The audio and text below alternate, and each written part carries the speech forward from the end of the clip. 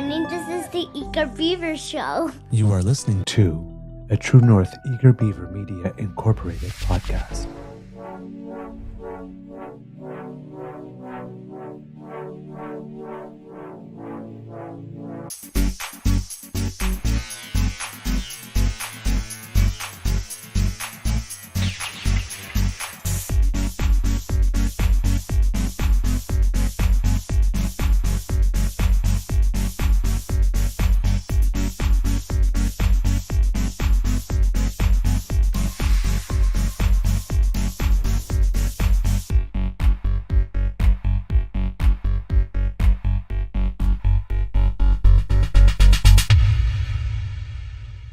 The True North Eager Beaver podcasts are proudly brought to you by our founding sponsors, the Misfit Mysteries from Corvid Moon Publishing, your source for science fiction, fantasy, and cozy mysteries featuring a broad diversity of characters, CanadianTarot.com, your uniquely Canadian online eclectic tarot community, and the Peppermaster, hot pepper sauces made from farm-fresh ingredients to thrill your taste buds and expand your mind.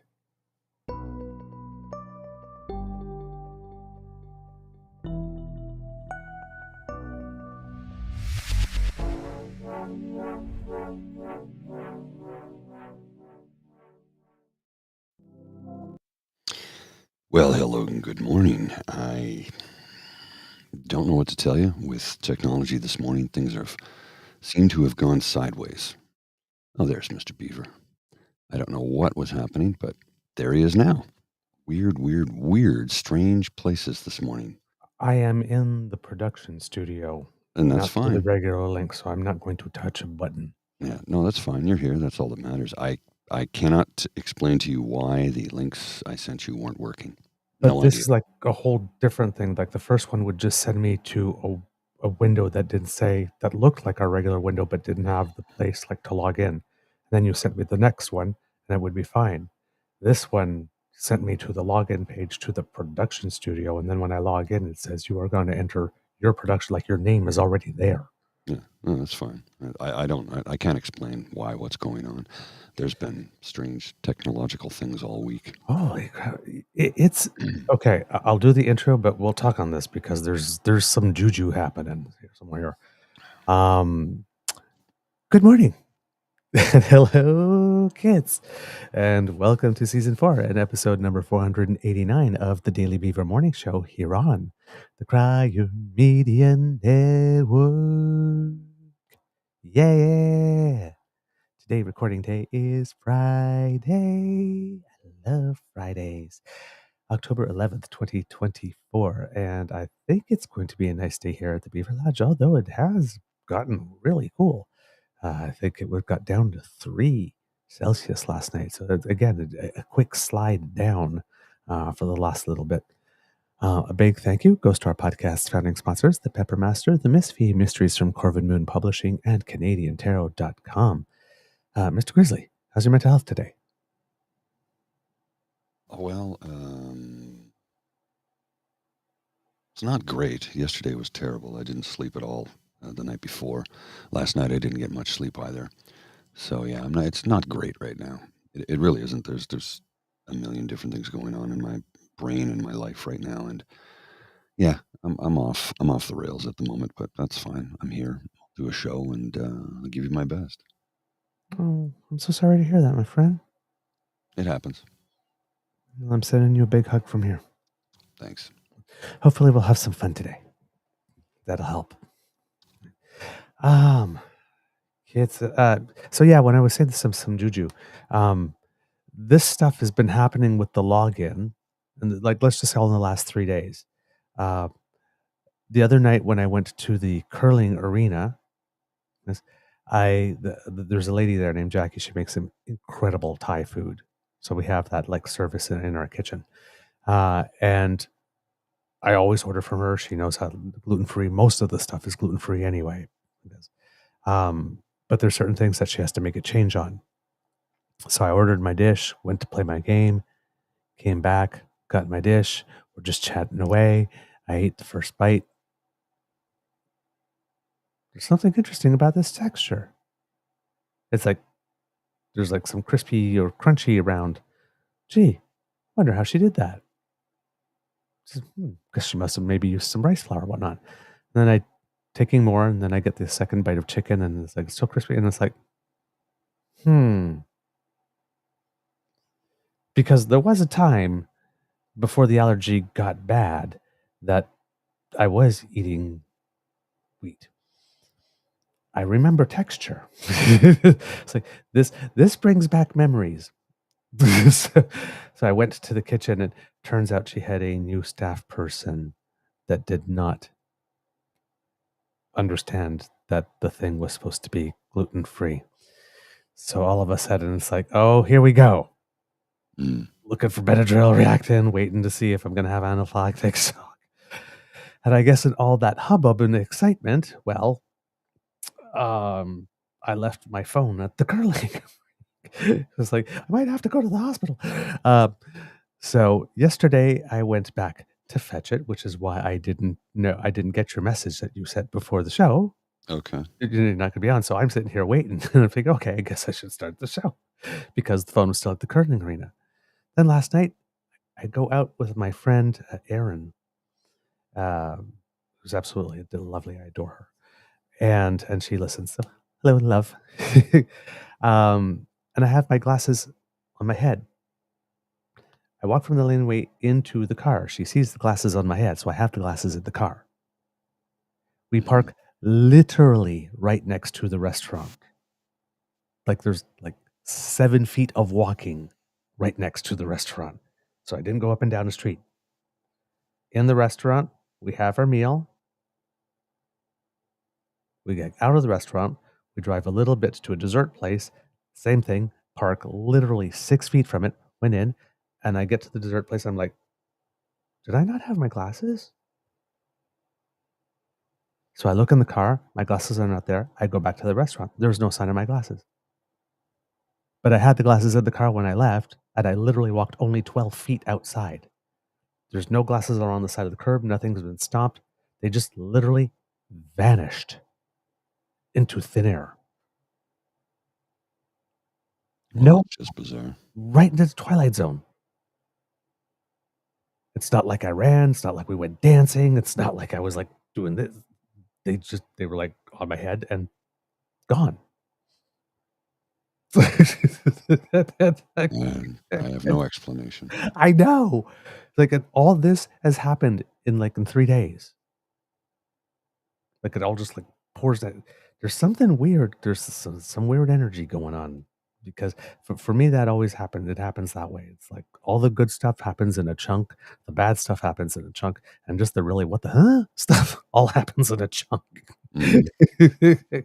But yeah, that's an allergy scare, a misplaced phone, and glasses that have vanished, and then everything in Restream being all weird. Yesterday when I did the show, for some reason, all the sort of wallpaper behind was all the Dean Blundell show's wallpaper, even though I went into the file folder and picked our thing. Couldn't find out how to change it. But it's like, hey, we gave you some promo. The other time it was a Mercedes show. So it was like, okay, well, it's a good show too. So yay, watch it. But yeah, it's weird. I never know where that thing is, where that skin, I guess we would call it, is to have the background for our show. Down at the bottom usually. Yeah. You have to scroll all the way down. Well, there was one for the countdown and stuff like that. I found that one and I clicked it. But then for example, when I'm about to sign off the show, if you don't time it just right, you see the thing. And it's like it just reverts back. That's I have no clue. Okay. Been a weird tech week. 5 years ago today, exactly 5 years ago to this day, right around, well, actually a little bit earlier, this is what I was doing. I was at the Taj Mahal. Very nice. In India, 5 years ago today. Wandering around, and I thought, I didn't know if it was appropriate to wear shorts, so I put jeans on that day. I just thought I should wear long pants because I don't know that the appropriateness thereof. But yeah, I thought, got a couple of, this is my Crocodile Dundee style photo right here. I'll show you this. It's kind of funny, I think. For those of you who remember Crocodile Dundee, Oh, yes. his The point, double point, point. the double point to what you're standing in front of. So that's me at the Taj Mahal in India 5 years ago today, which is kind of mind blowing to think that was 5 years ago. Yeah, just before the whole world shut down, because it was, well, like I said, October. I was there during Thanksgiving. I went to the Canadian ambassador's home for a large fall ball, I guess you would call it, Mhm. when they have it's the ball season for all of the embassies starts right around now.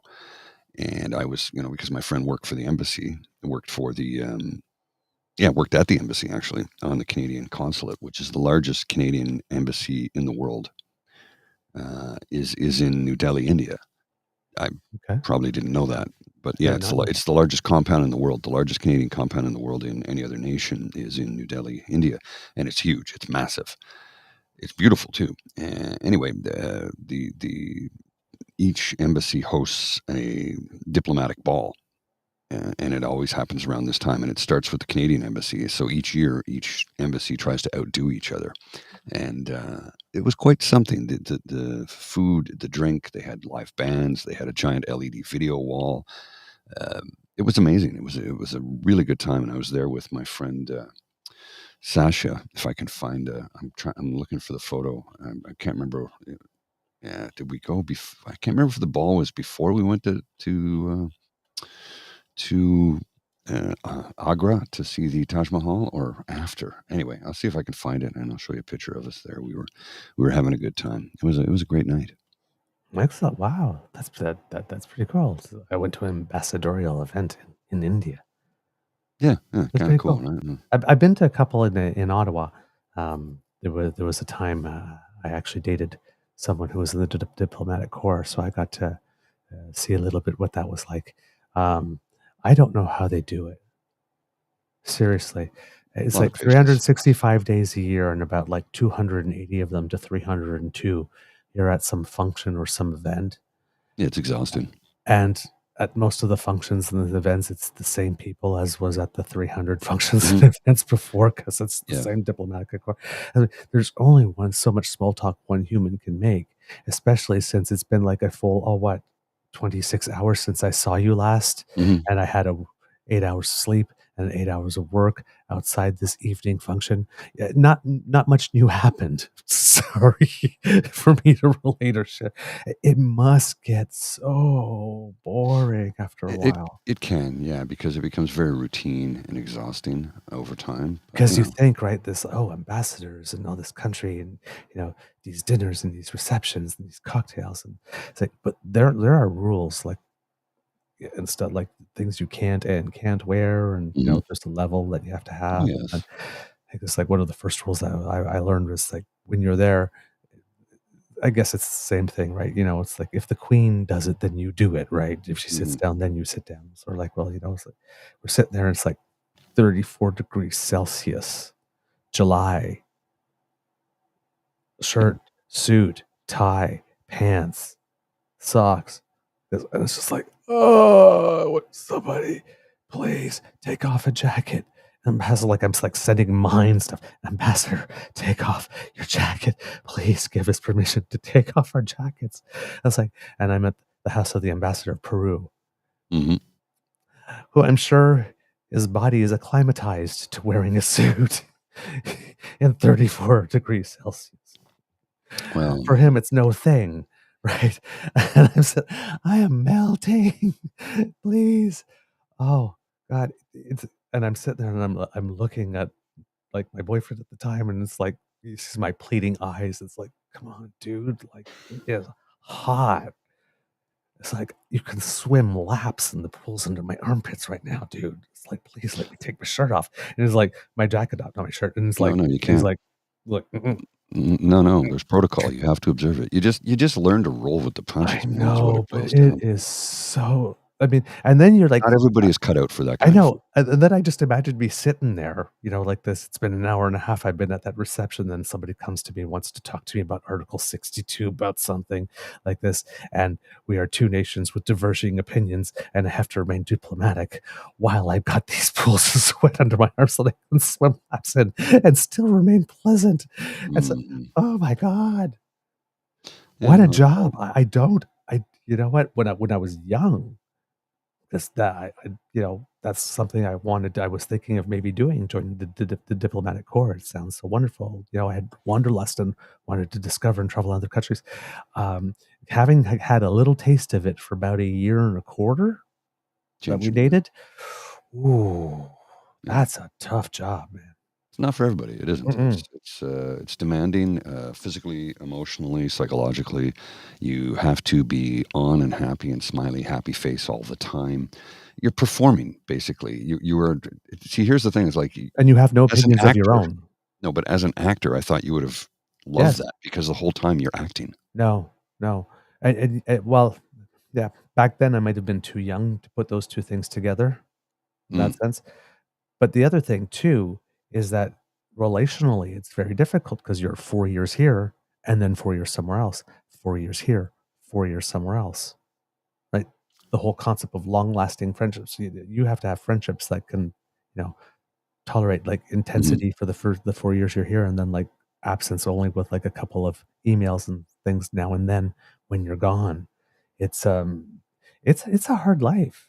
Yeah, It's it's not not hard easy like, because and it's if you're not the for everybody. family of a diplomat, it's not like you necessarily get a work permit when you go to the other place, right? So you're just No, there. you rarely find any work, and I was there was I met a number of wonderful Canadians there who were when I was on the compound. One second, and I met a number of uh, unemployed gentlemen who were there with their wives, Mhm. and they're like, I can't work, so they're doing volunteer stuff around the city Yeah. just to keep themselves busy Yeah. because they're going squirrely, and I'm like, well, it's throwing tradition out the window. I'm like, cool. I dig it. It's like the breadwinner is the wife, and the husband is the homemaker.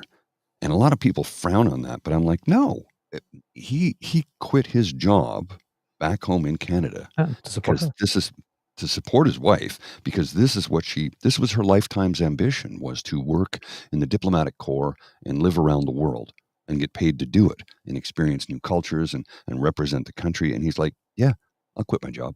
I got no beef with that. This is the job I had was one that was uh, bringing me money, but it was not my life's ambition. This has been my wife's life's ambition since she was a little girl. This is what she wanted to do. So he said it was a no brainer for me. I'm like, cool. I dig it, man. I dig it. Yeah.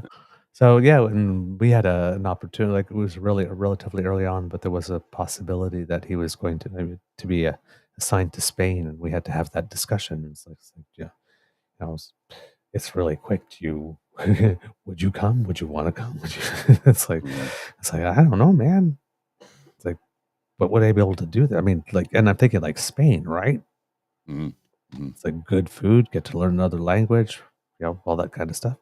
But then again, it's like, but what do I do all day? Yeah, that's the thing. You gotta find a volunteer position somewhere, otherwise you can become a raging alcoholic Yeah, and I know absolutely nobody. and you don't speak the language. Yeah, so I mean, that's got to be tough. Well, and also you got to remember in Spain, you can go to a local tapas bar and have a glass of wine for €1, right? That's what I mean. It's like it's not that €1 bad. for a glass of wine, It's and it's probably the best glass of the house wine is right, amazing right. because in Europe, for those of you who have never been, France, Spain, Portugal. I haven't been to Portugal yet, but it's on my radar. But those nations, they export the stuff they refuse to drink. Mm. And I mean, and at some point along the way over those 4 years, I'd probably meet the king and queen of Spain, which probably wouldn't suck, Yeah. right? So I mean, it's like it's not all bad, but it's just that's a hard, like, again, imagine every 8 years if you're the spouse and you're like, you've lasted like in a 30, 40 year relationship. every 8 years you go to a new place where you have to do that all over again. New language, new culture, no absolutely nobody. Mhm. Oh my God. Well, Like I for said, me, you don't think of when we think of these things, right? When we say, it's nothing for me, though. why don't we get these good people in these jobs? Like th- it's a that's a lot to ask family to do. Yeah, but again, it's nothing for me. Nothing. That wouldn't even I'd be like, "Yeah, let's go." Yeah, yeah. Military kid. Well, That was exactly. my life. Every 2 or 3 years, we moved to a new part of the country. The culture, yeah, I know it's still Canada, but the culture is different on every Mm, base, especially when you're moving from big city to small town, and then you gotta mix in with the townies, and, yeah, there's yep, complications, and there's a culture that yep, you have to learn to adapt to as a child quickly, and yep. you need to change your accent quickly so you fit in, so you don't Yes. stand out. So, yeah, I get it. I get it. It's Foster something I could kid bounced easily from home to home. That's a talent I have. New environment. How does it work here? But I mean, when you think of that military, same thing. Military families, they get moved around. Right? It's not just the person that's like. That's what I mean. There are certain jobs that are jobs, and there are other jobs that are lifestyles. Mhm, Like there's an entire lifestyle that comes along with it that you have to want to sign on to. It's like I can imagine like a OBGYN. It's like the baby comes when the baby comes. mhm. That phone rings, you got to go. Right? It's a lifestyle. So yeah, interesting, interesting. Wait, wow, that was an unexpected and interesting conversation. I actually enjoyed that. That was nice. Cool. Yeah, So if anybody wants to know what I like for Christmas, there we go. Atkinson's. My What is that? namesake, it's Oud Save the King Mystic Essence. It's my Ooh, favorite fragrance. I discovered it when I was in New Delhi, and it was funny. I was in this big shopping district, and I was walking by this store, and I saw their logo is a big bear, and you can see the 2 bears on either side, in their logo. So they had a gentleman in a bear costume, and I'm like, "What the," and I see my name everywhere in this window of this perfumery. So I walk in and I go, what's this all about?"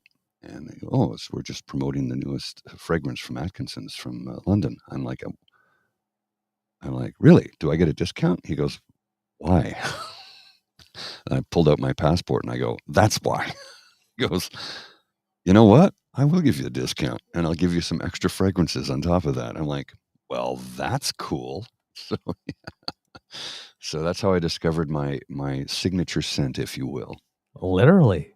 Yeah, yeah, yeah. It's Literally my my son. signature That's my scent. name. Got my name right on uh, it. all right, cats and cubs. Ah, some news. We're going to talk a little bit BC debate today because I got some clips for you from the first half that reveal a lot, actually, but in some subtle ways. But there's a couple of little tidbits of news first.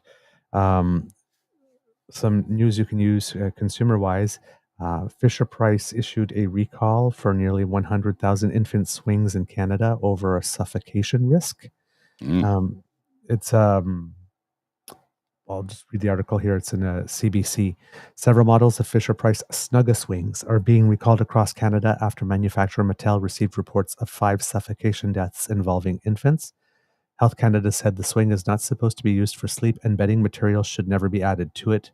Quote, if the product is used for sleep or bedding material is added, the headrest and body support insert on the seat pad can increase the risk of suffocation. The recall affects 12 models of the Fisher Price Snugga-Swing, 99,000 units of which were sold in Canada between 2012 and 2022. If you've bought something since 2022, you are absolutely okay. The ones that are on recall are not being sold anymore in stores, but a lot of these sets get sold secondhand, like at garage sales and stuff like that, right? They're used for a certain amount of time, and then the baby outgrows them, and then they're sold or given to another baby.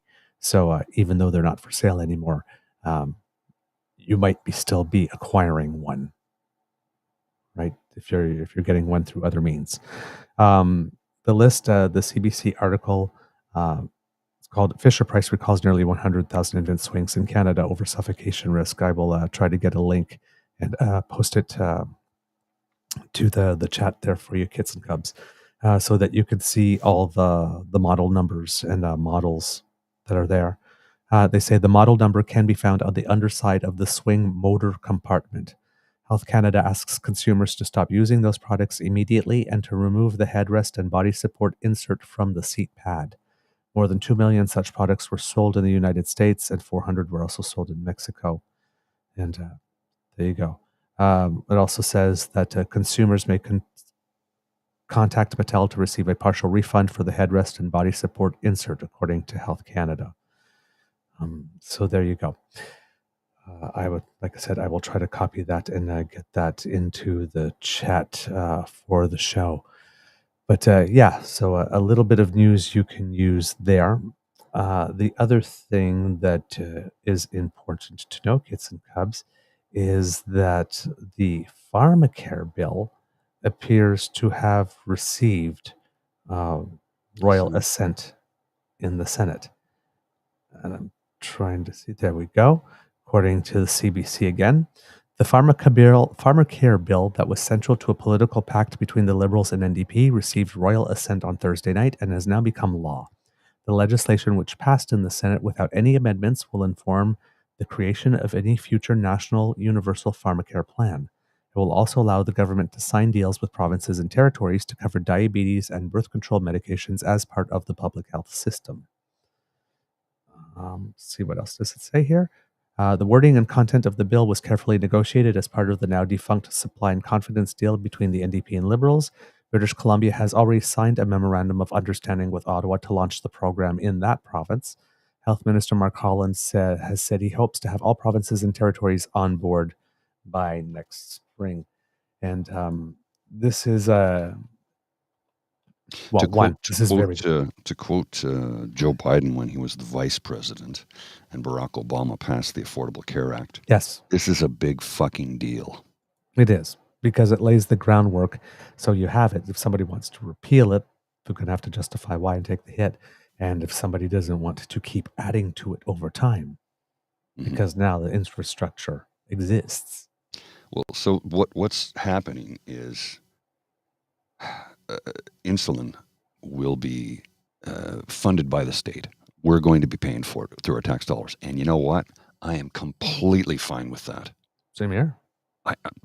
Contraception and insulin should now. Correct me if I'm wrong, but aren't if memory serves, now it's not on that bill, but I think it's a separate thing where pads, tampons are to be funded as well. That's a different bill. Yes, I think it's something like having to do with they refer to it as the pink tax. Right. I can't remember exactly the details of it, but they were like, "Oh no, that's going to be free." It's not free. My taxes, yeah, and so let me see if I get this correct. Some dumb idiot male somewhere is going to complain, "I don't want to pay for that," and I'm like, "Well, dude, guess what? If you're not gay, you're never getting laid again." Ever again, because every woman in the country likes the idea of not having to pay through the nose for a product that they absolutely, unequivocally need. They need. So I don't have an issue with paying for that. And again, I'm not even middle class. Well, hell, I'm broke as can be. I got no money coming in, and I'm unemployed. Well, I'm technically I have a new job, but it's commission only, so there's no income right now. So do I have an issue with people getting products they desperately need and my tax dollars help pay for it? No. That's the point of tax dollars. It's to pay for services and things that people need on the daily. So if once I start earning money again, if my money is going to pay for insulin, for contraception, for menstruation products, I have no issue with that.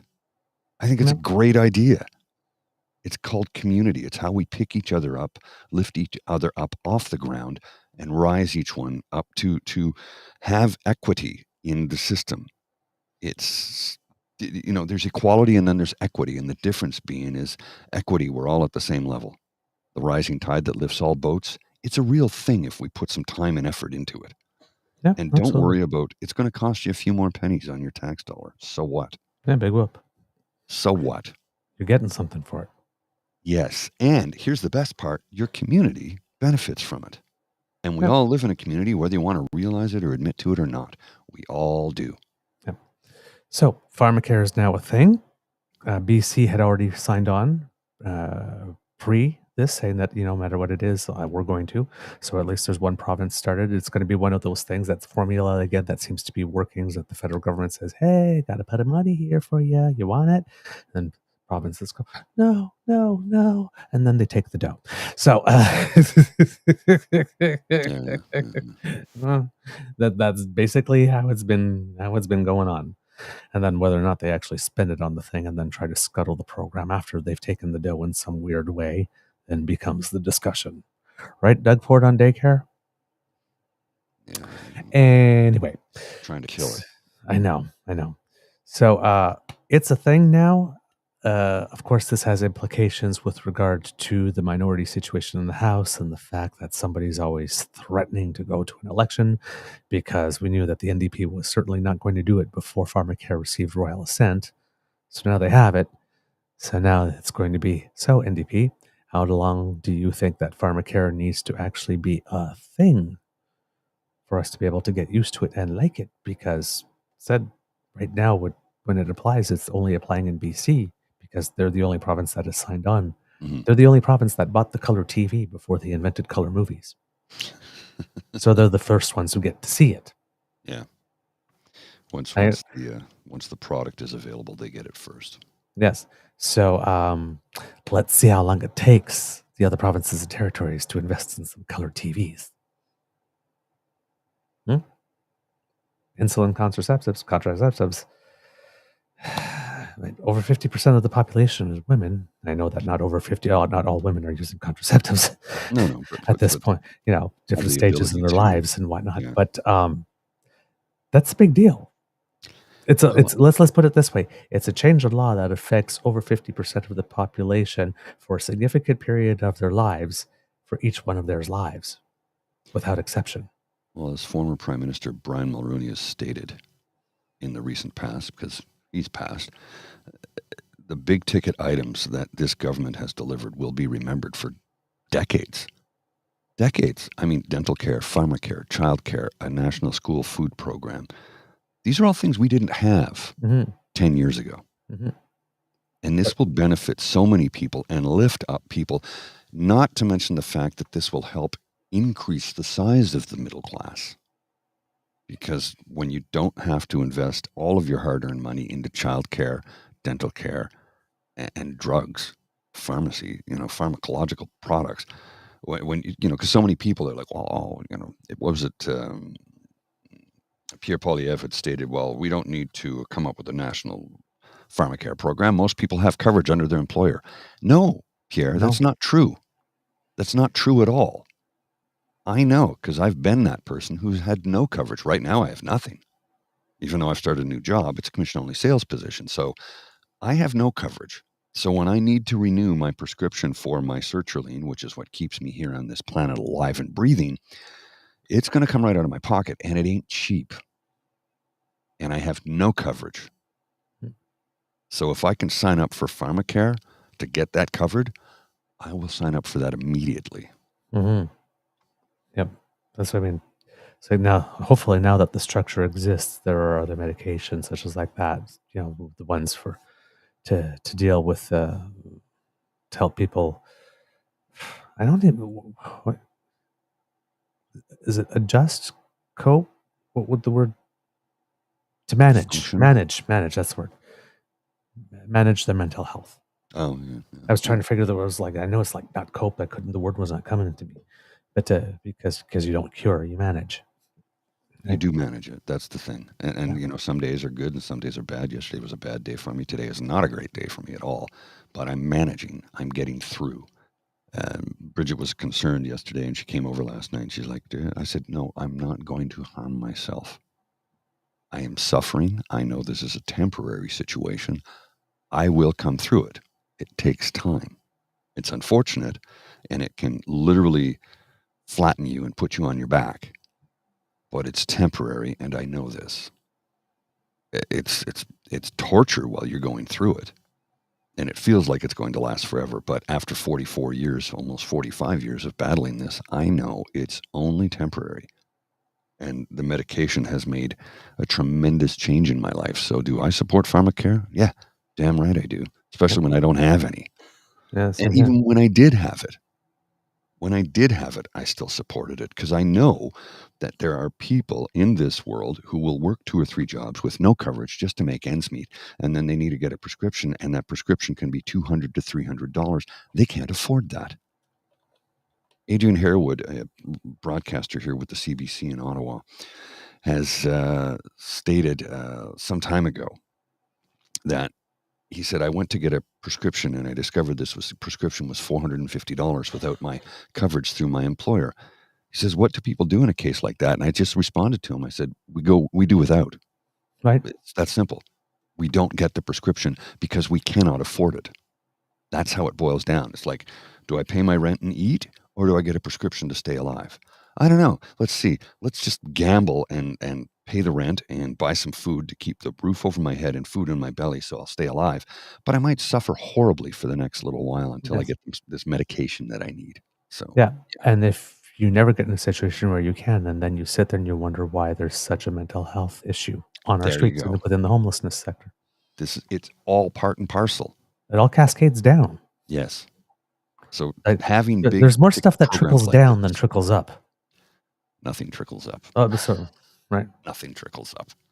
Right. And the trickle down effect has been terrible for decades. It doesn't work. Well, like in it's mental all- health, especially when the cuts to the whole mental health system and not wanting to deal with that trickle down effect is not terrible. It's terrible. You know how many lost productive work days there are because of mental health issues? You know how many companies have people. I don't know how many times I've called in sick when I was not physically ill. I couldn't say, I'm sorry, but I'm incredibly depressed today and I can't get out of bed. So I would just say it's my back or I have the flu or whatever. And I've always felt guilty for lying about it, but you're just programmed to tell that lie because telling the truth isn't, now it's acceptable. Now it's understandable, but still there's a lot of companies that will be like, oh, suck it up. Yep. Get into work. According to the Canadian Association of Mental health illness is the leading cause of disability in this country, preventing nearly 500,000 employed Canadians from attending work each week. To make matters worse, the cost of disability leave as a result of all mental illness is about to double the cost of leave due to physical illness. All in, the economic burden of mental illness in Canada is an estimated $51 billion per year, including healthcare costs, lost productivity, and reductions in health-related quality of life. So it's like if we could invest like 5 or 6 billion throughout the country to just make sure that everything was there, we would save 51. Yeah. Right? It's like again, we keep on saying it. Doing the right thing the first time is always eventually, over the long run, the least expensive option. Like government's steadfast refusal to do that, like this, and even more infuriatingly so when somebody proposes doing the right thing, having an opposition party that rather than saying, you know what, that is the right thing, but you might be doing this the wrong way, or this could be a little bit of a hearsay, just turn around, no, that's the wrong thing. It's the opposite. We should do the complete opposite. When it is clearly the right thing to do, when the thing is the right thing to do, you don't argue about doing it or not. You argue about how you get it done more or less efficiently. Yes. It's like just this whole thing. That's like I'm going to oppose even the good ideas just because I'm supposed to be the opposition. That's not what it frickin' means. That's the current problem with the current opposition is they oppose everything no matter what. They never, it's oppose and propose. They don't propose. They just say, no, we're voting against that. Why? You're going to help millions of people who need help. No, we're voting against it because it's a big ticket program that we don't believe in big government programs like so that. Work to make it not big ticket by focusing on those who need it most, but do something. Stop putting sticks in the spokes when we're trying to go forward. God damn it. All right. And now he wants to, you saw where he stated the other day that he wants to force people into rehab. Yes. We will get there. Yes. We will talk about that. It's going to come up later in the show in another aspect here. The Prime Minister is overseas at the ASEAN summit, so he's in Laos this week. And this is an annual summit that takes place, and Canada attends, of course, to in its constant effort to strengthen ties with the region that happens to have, of course, strong influence from China. The delegation arrived late Wednesday, local time. The Prime Minister was to have meetings on Thursday and Friday of this week. It's the third consecutive time he's attended the Association of the Southeast Asian Nations Summit, and it's been 1 year since Canada established a strategic partnership with the regional bloc.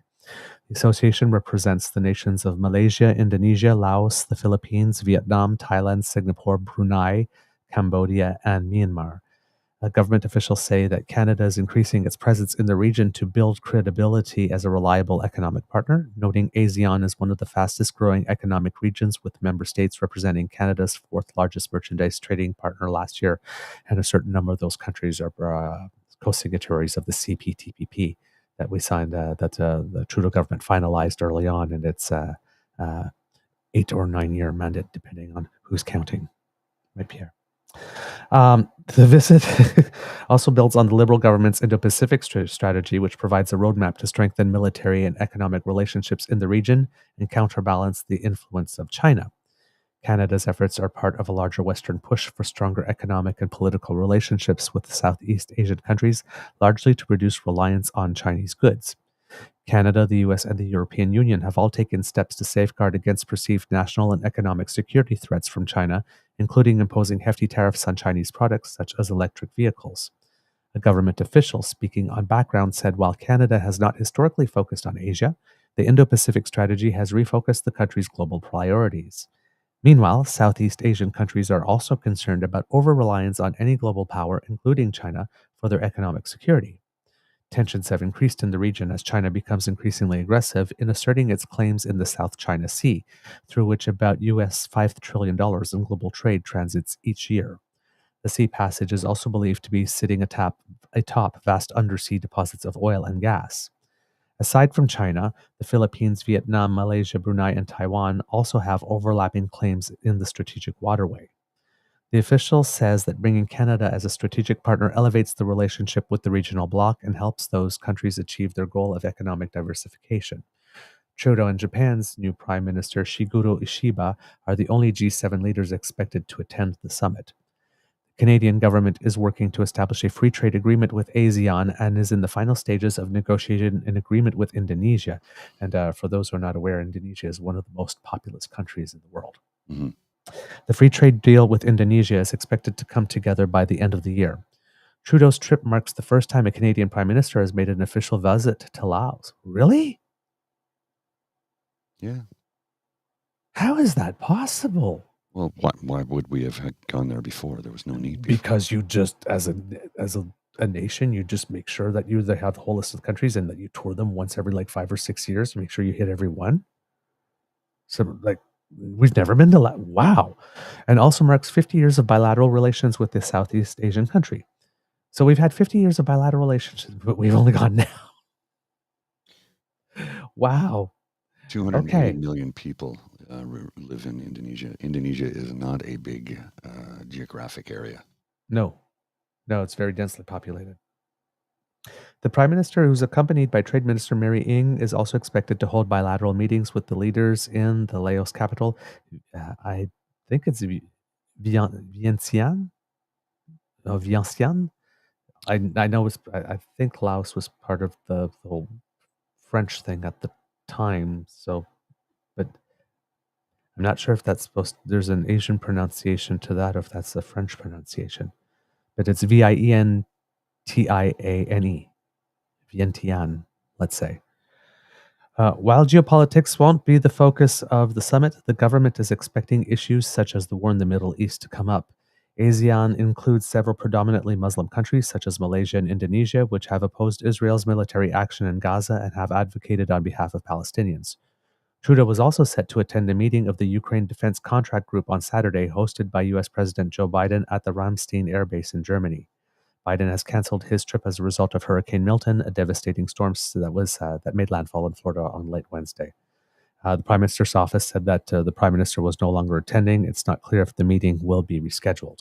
And it seems, according to reports, that while at the summit, the Prime Minister had his second face-to-face moment with the Prime Minister of India, Mr. Modi, since standing up in the House of Commons and stating that he was pretty damn sure that the government of India had something to do with the murder of a Canadian citizen, an extrajudicial killing of a Canadian citizen here on Canadian soil. So the first time they met was in June, and it happened again there. And it would appear, even though it was a brief exchange, the Prime Minister did report back on it and stated that this issue is still top of mind, and but there still doesn't seem to be any recognition, either publicly or diplomatically, I'm guessing, either in forward or in back channels diplomatically, of any role or responsibility. And according to Foreign Affairs Minister Melanie Joly, we are very open to receiving help of the government of India to help investigate what's going on. But they seem to be totally unwilling in any way, shape, or form to participate in that. So nothing has yet moved for the government of India. So I'm guessing that court case of the United States has to go forward a little more. And some people need to start feeling some heat and realizing how much things like this could hurt before things might unblock there. But it seems that the government of India has not yet had it impressed upon them yet how it is the case that if they wish to accede to the lead table at the international poker tournament at which everyone is cheating, as Beau of the Fifth Column says it, if they want to sit at the high rollers table, there are certain things that you do not do, and extrajudicial killings of foreign nationals on their home soil might be one of those. Yeah. And plots to take out several of them, as is alleged in the United States court case, is a really, really big no-no. Well, also things like let's meddle in the politics of a foreign government by getting the guy elected that they wanted in position of loyal opposition. That's leader. A whole other barrel of apples. Yeah, good one. I just wanted to give a note here to those listening and watching, compare and contrast, if you will. Nunavut is, to give you an idea, I'm going somewhere, is 1.997 million square kilometers. Land area is 1.836 million square kilometers, almost 1.837. And the area of Indonesia is 1.913 million. Population is 280 million people. So that gives you a nation approximately the size of Nunavut has almost 300 million people. Yeah. Wow. It's just to give you an idea of how big Indonesia is. All right. The next thing that they had for you before we get to the BC debate, I think there was one more little thing, if I'm not mistaken. Or did I get them all? I don't know. I'm just taking a look here. I may have hit them all, actually. So there we go. There's a couple of other things that are going on. I'm going to move to some provincial politics here. I hadn't had time to delve into it all that much, but it seems that in Saskatchewan, there is a candidate that happened to use a certain word. Well, now, both Saskatchewan and BC have this issue right now. Yes. BC too. Same Oh, yeah, word? yeah. Similar Similar word. Okay, terminology. yeah. Okay. Now, I think you might have, if you're listening to the show for a while, you might have definitely heard me say a couple of times, it's like, I am very, very surprised that they haven't said that word yet. Sorry, that was me. I clicked something I wasn't supposed to.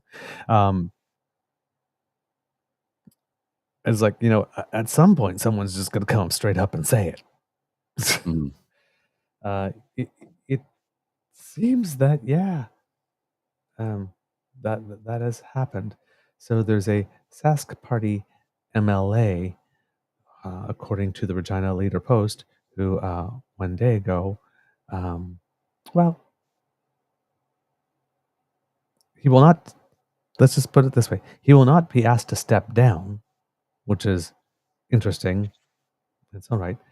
But the incident was revealed by outgoing House Speaker and former Sask Party MLA Randy Weeks, Weeksy Leaks, Mhm. who met with media Tuesday. He recounted an event from April 2023 when he said a black woman working in the Sask Party caucus overheard caucus chair David Buckingham and a former MLA using racial slurs.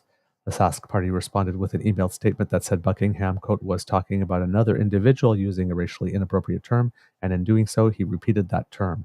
The statement added that he realized he should not have done that and took sensitivity training. Buckingham is seeking re-election this fall. I want to apologize again, he said during a campaign event Wednesday with Sask Party leader Scott Moe. Quote, it was a really dumb mistake, something that is not okay. We're a country of inclusivity, and my comments were completely inappropriate.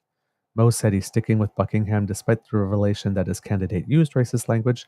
Moe noted that he felt the incident was, quote, handled appropriately at the time, with the party following all of its protocols. Quote, we very much strive to be a diverse and inclusive party, and Moe did not comment on the timing of Weeks's media availability. According to Weeks, the impacts of that incident didn't end there for the woman who corroborated his statements in a phone interview with the Leader Post but asked that her name not be used for fear of reprisal.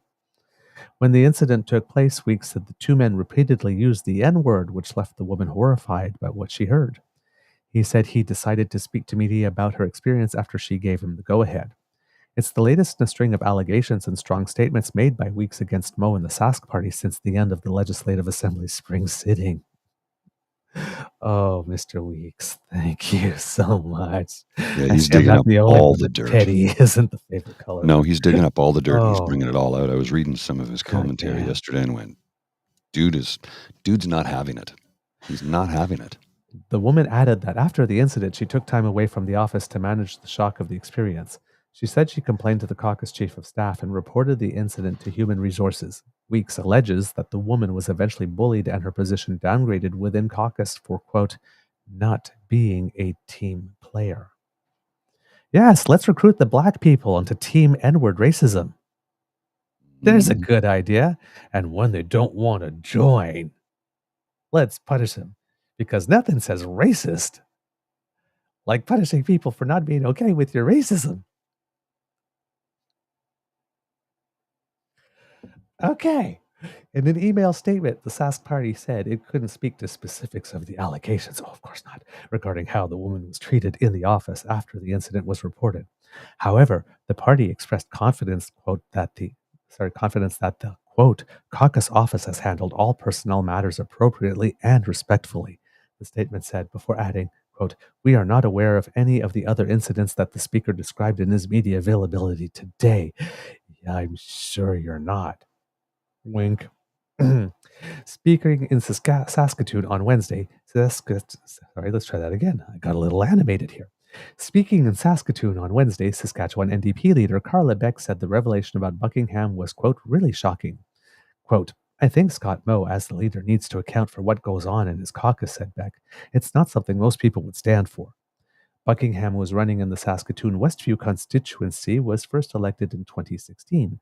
Outside of being government caucus chair, he also served as a board member of the Crown Investment Corporation. As for the aforementioned incident, quote, there was one occasion where I repeated a racially inappropriate word as I was recounting a story of another individual using that word, Buckingham said in an earlier statement of his own provided to Leader Post. That was wrong. and I should not have used that word, regardless of the context. I immediately apologized to caucus staff, realizing it was a wrong thing to say, and then apologized to my caucus colleagues at the first opportunity. Notice that I always noticed a tendency from conservative, non-melanin advantaged elected officials to apologize to other conservative, non-melanin advantaged colleagues when they do or say something racist, but never to the melanin advantaged people about whom they were racist.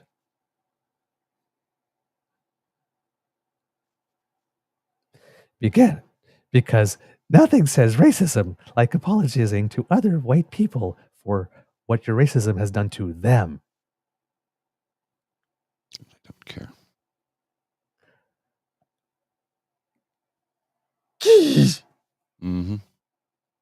Jeez. That's the same thing as like, oh my God, Trudeau did blackface. It is so terrible. Here's some pictures of Trudeau blackface for you to look at, black people. Thanks.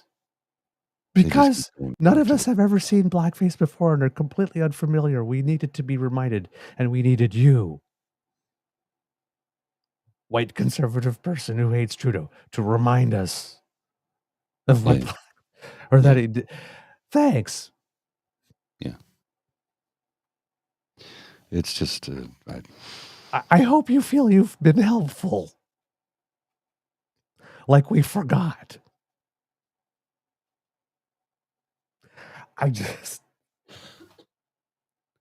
These people, man. These. Oh, my God.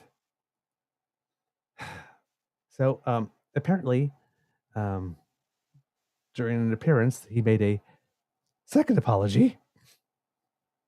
I'd like to apologize for my earlier apology. It's literally that skit. Yeah, that's what it is. Now, I'm not sure if it was apologizing to apologize, but I guess it was very clear that he didn't do it right the first times. CBC, the Saskatchewan Party candidate, has repeated his apology for saying racial slurs a year ago, this time in person with the party leader.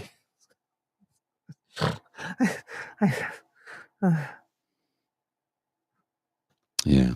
Now, here's the thing I'm not clear on, is whether or not he said the apology one day and this one came about like 2 days later, or if he had apologized some time ago for this, and this one right now that I'm reporting on is the second one. But, oh, man. It's always nice when you need to apologize twice. I'm not familiar with the one in BC. Well, I'd have to dig it up, but there's something very similar happening in British Columbia for certain ministers within the Progressive Conservative, or BC United, which is the new PC party, or I guess that's what their name is, BCPC. But they, there's an individual who is behaving in the same manner and saying very similar things. I just can't seem to find where the story went. I thought I had bookmarked it, but apparently I did not. When you read as many things as I do throughout the day to try and gather stuff for the show, Right. sometimes you miss a few things here and there. Well, it's the same thing to me, and sometimes I see something and it's like I thought I bookmark it, and then I did it. Realize you didn't. I'm trying to go from memory. Was it exactly that or something? But yes. Oh, yes. This one about Palestinians. A BC Conservative candidate is facing criticism for an offensive online comment he made about Palestinians when the comment resurfaced. Brent Chapman, the Conservative candidate for Surrey South, made a Facebook comment in 2015 describing Palestinians as, quote, little inbred walking, talking, breathing time bombs. I'm going to guess that's the one. Yeah. There's more to it. That sounds very, very, very racist-y. There's more. That sounds like something that would get someone in trouble. Holy, sorry, almost let one slip there. I know on this show we can, but holy heffin' shitballs. Mm-hmm. Wow.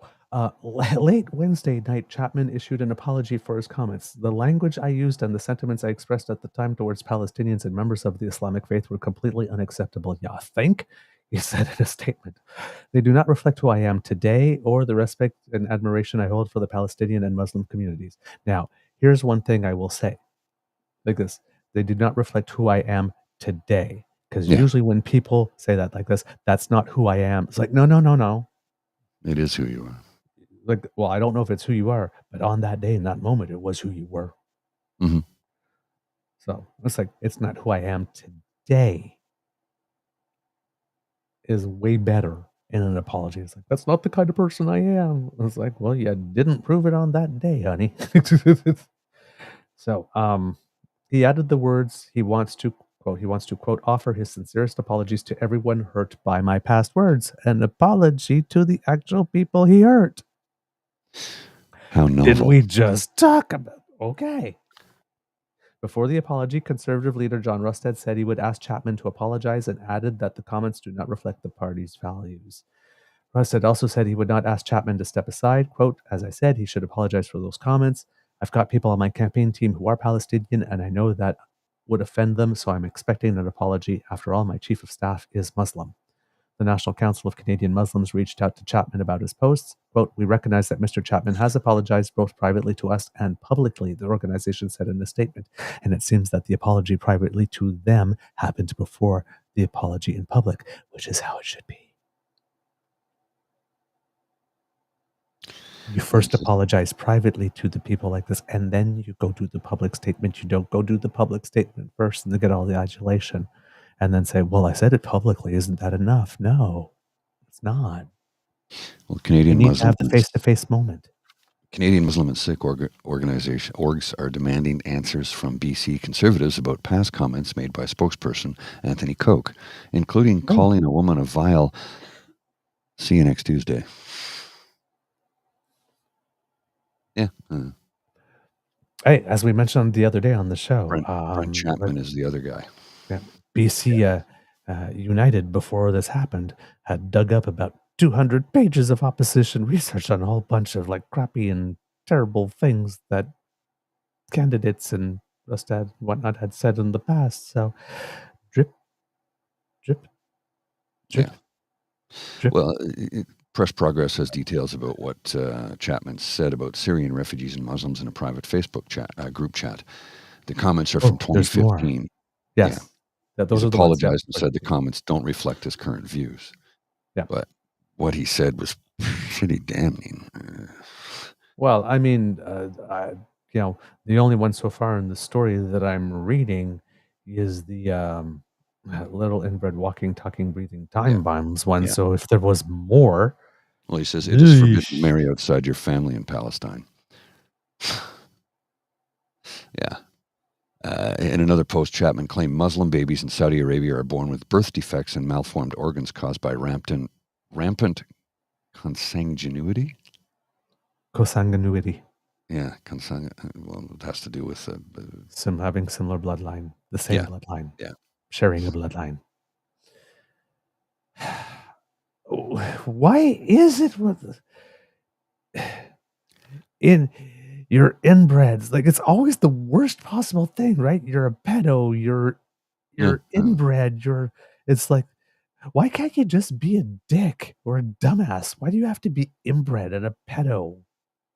That's all that's their go-to. It's literally the most extreme things.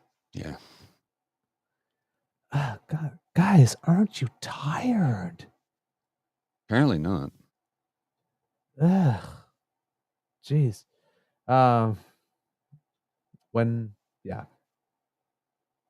It's, oh my God. Okay. So this might explain what seems to be indicating here, according to 338. It's been updated. This is really cool. Okay, let's see what it says today. it was showing that John Rusted's mouth had start getting him into trouble. But he appears to be getting a little bounce since the debate. So that is surprising to me because based on the first half that I've watched, but okay, this explains why. I just wanted to see. Given the first pace that I watched, he wasn't particularly impressive. I didn't see how he would necessarily get a bounce out of the debate. But this is according to 338.com. Main Street Research has come in with the latest poll, which has adjusted it here, showing the CPC in the lead. But Main Street seems to be the only polling company showing the CPC ever at a lead. All the other ones seem to show that there's a substantial NDP lead going on here. And unfortunately, I do not know how to take the screen down, Mr. Grizzly, because these are not the same buttons as usual. Oh, wait a minute. There's a stop sharing button there. Okay, I just see it now. Now, if you want to look at how that, oh my God, this is being complicated today, at how this translates into seats, you will see how it is that I've noticed it looked like British Columbians were starting to decide. Okay, this is really not working. I'm having some trouble today. Sorry. 338 is being a little uncooperative. There we go. Let's try that. That should be it. There we go. Sorry about that. That was a little trickier than I had expected it to be. So there we go. As you will see, over the course of the election, as you were coming into the election, there was some jockeying for position. The lead kept changing a little bit, and then the NDP seemed to have broken up a big lead here. And then since the debate, it's narrowed. But right now, the polls are still indicating in terms of seat projection that the NDP will win and have a very slight majority of one seat at the moment. But it was looking for, just before going into the election, it was looking, the Conservatives had just taken the lead a little bit in polling projection. So it's a tight race. And unfortunately, that gap that started opening up is not continuing then in that same direction. Darn. This guy can't win, man. He is terrible. Yeah. All right. Which brings us to the BC debate. I have a couple of clips from Kits and Cubs. The first one happens, I think it's around the 8-minute mark, Mr. Grizzly. John Rustad, and you've probably heard about this in the news so far. There we go.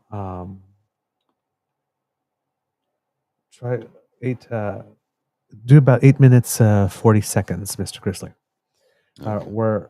We're at 8 minutes 40 seconds of the debate, so this is really early on.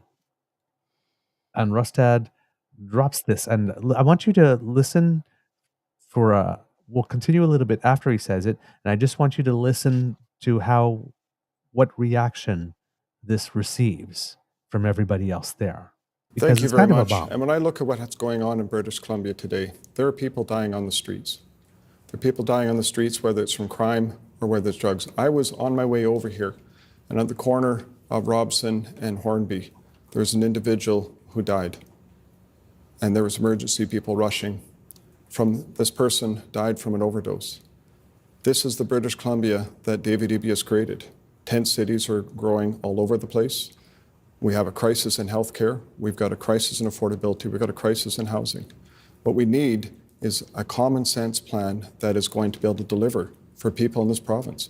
British Columbia has all the potential you could ever want. We have all the resources that we could ever want. We've got a well-trained, well-educated population, but we're hopelessly managed.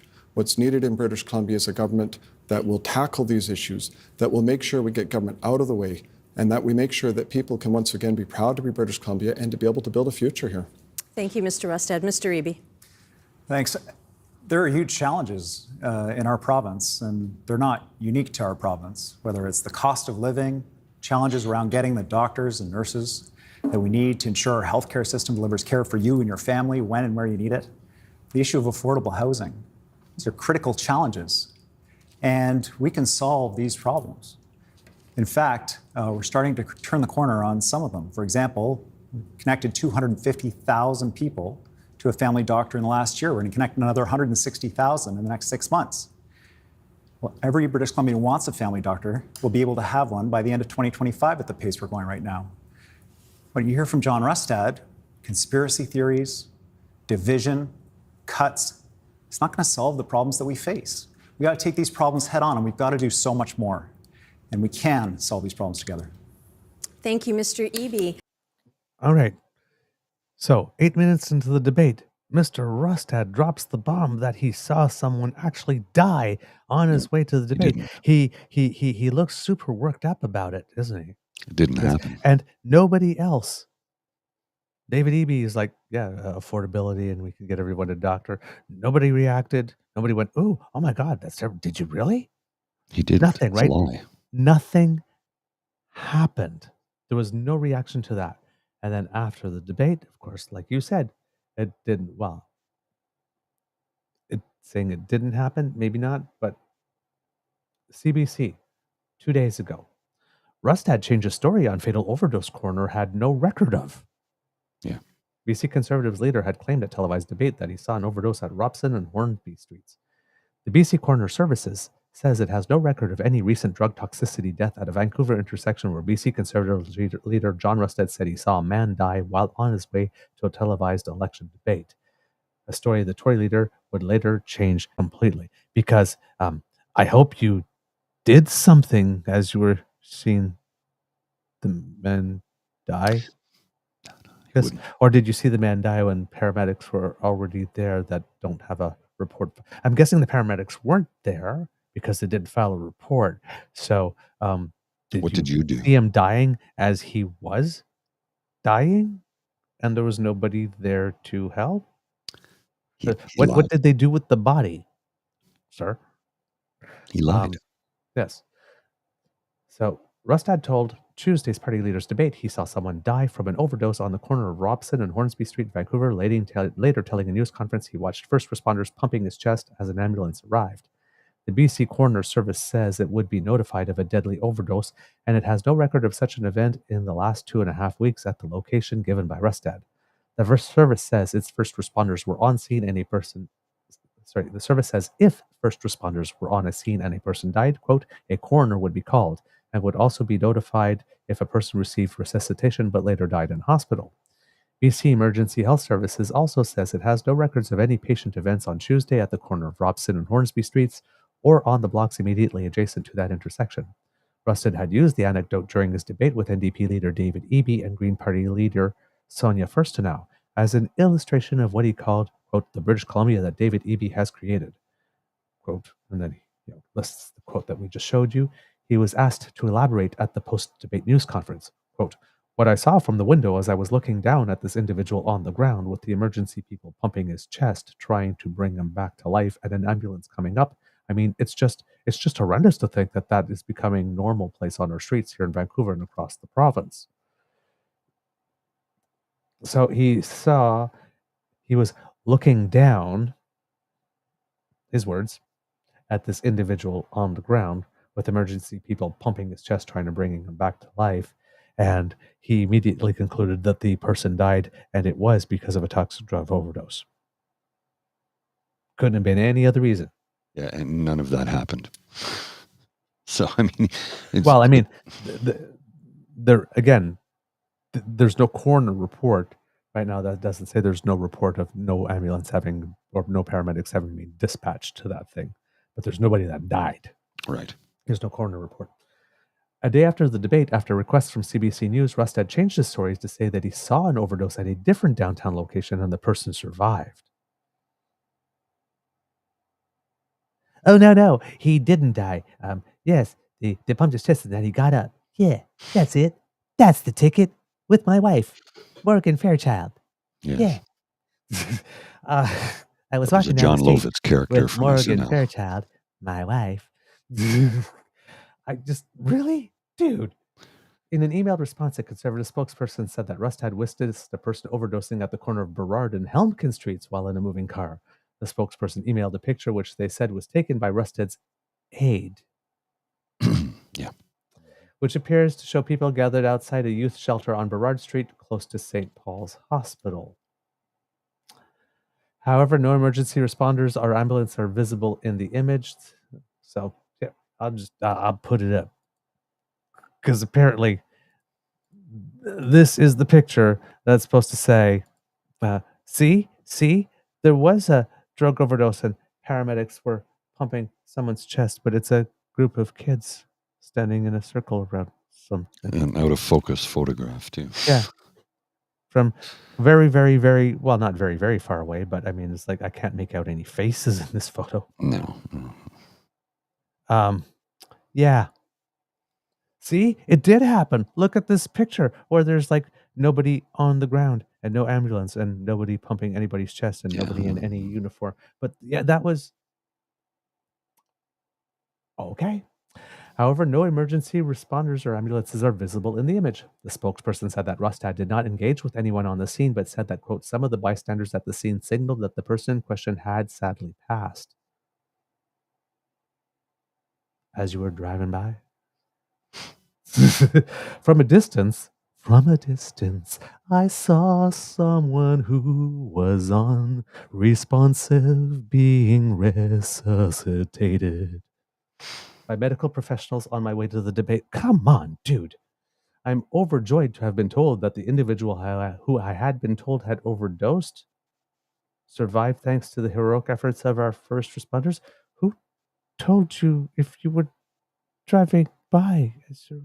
What? Like, you didn't stop to intervene, but you stopped to listen someone tell you that the person had.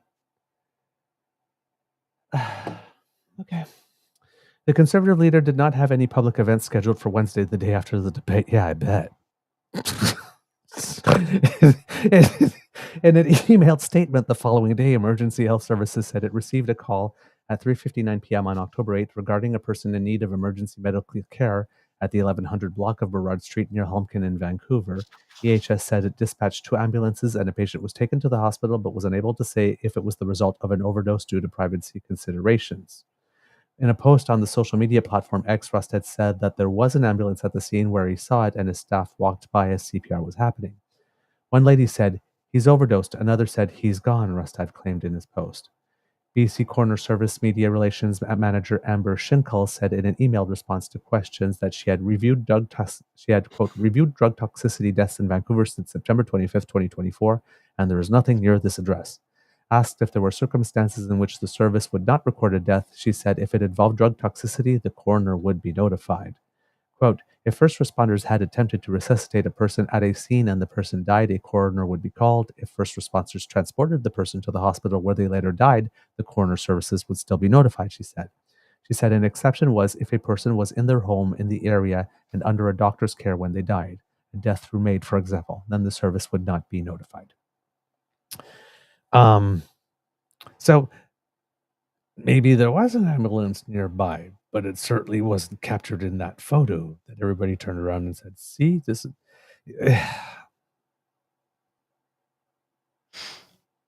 Yeah. See, again, as we say in French, c'est pas far. That was not a strong moment. Now, Mr. Grizzly, I'd like you to go to about minute 30, 29, I think. And yeah, no, that's about around 29. And we're going to get John Rustad once again talks about another person who died.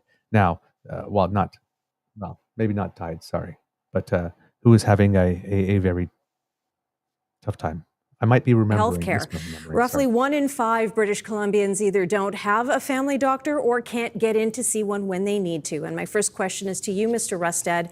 You've committed to expanding private healthcare delivery. How can you ensure those who can't pay have the same access to the speed and standard of care as those who can? We are committed to universal health care in British Columbia, where it's one payer, which is the government. Government pays the bill. But we have the second most expensive healthcare system, and we're getting second worst outcomes. We are in a crisis in BC. We're in a crisis.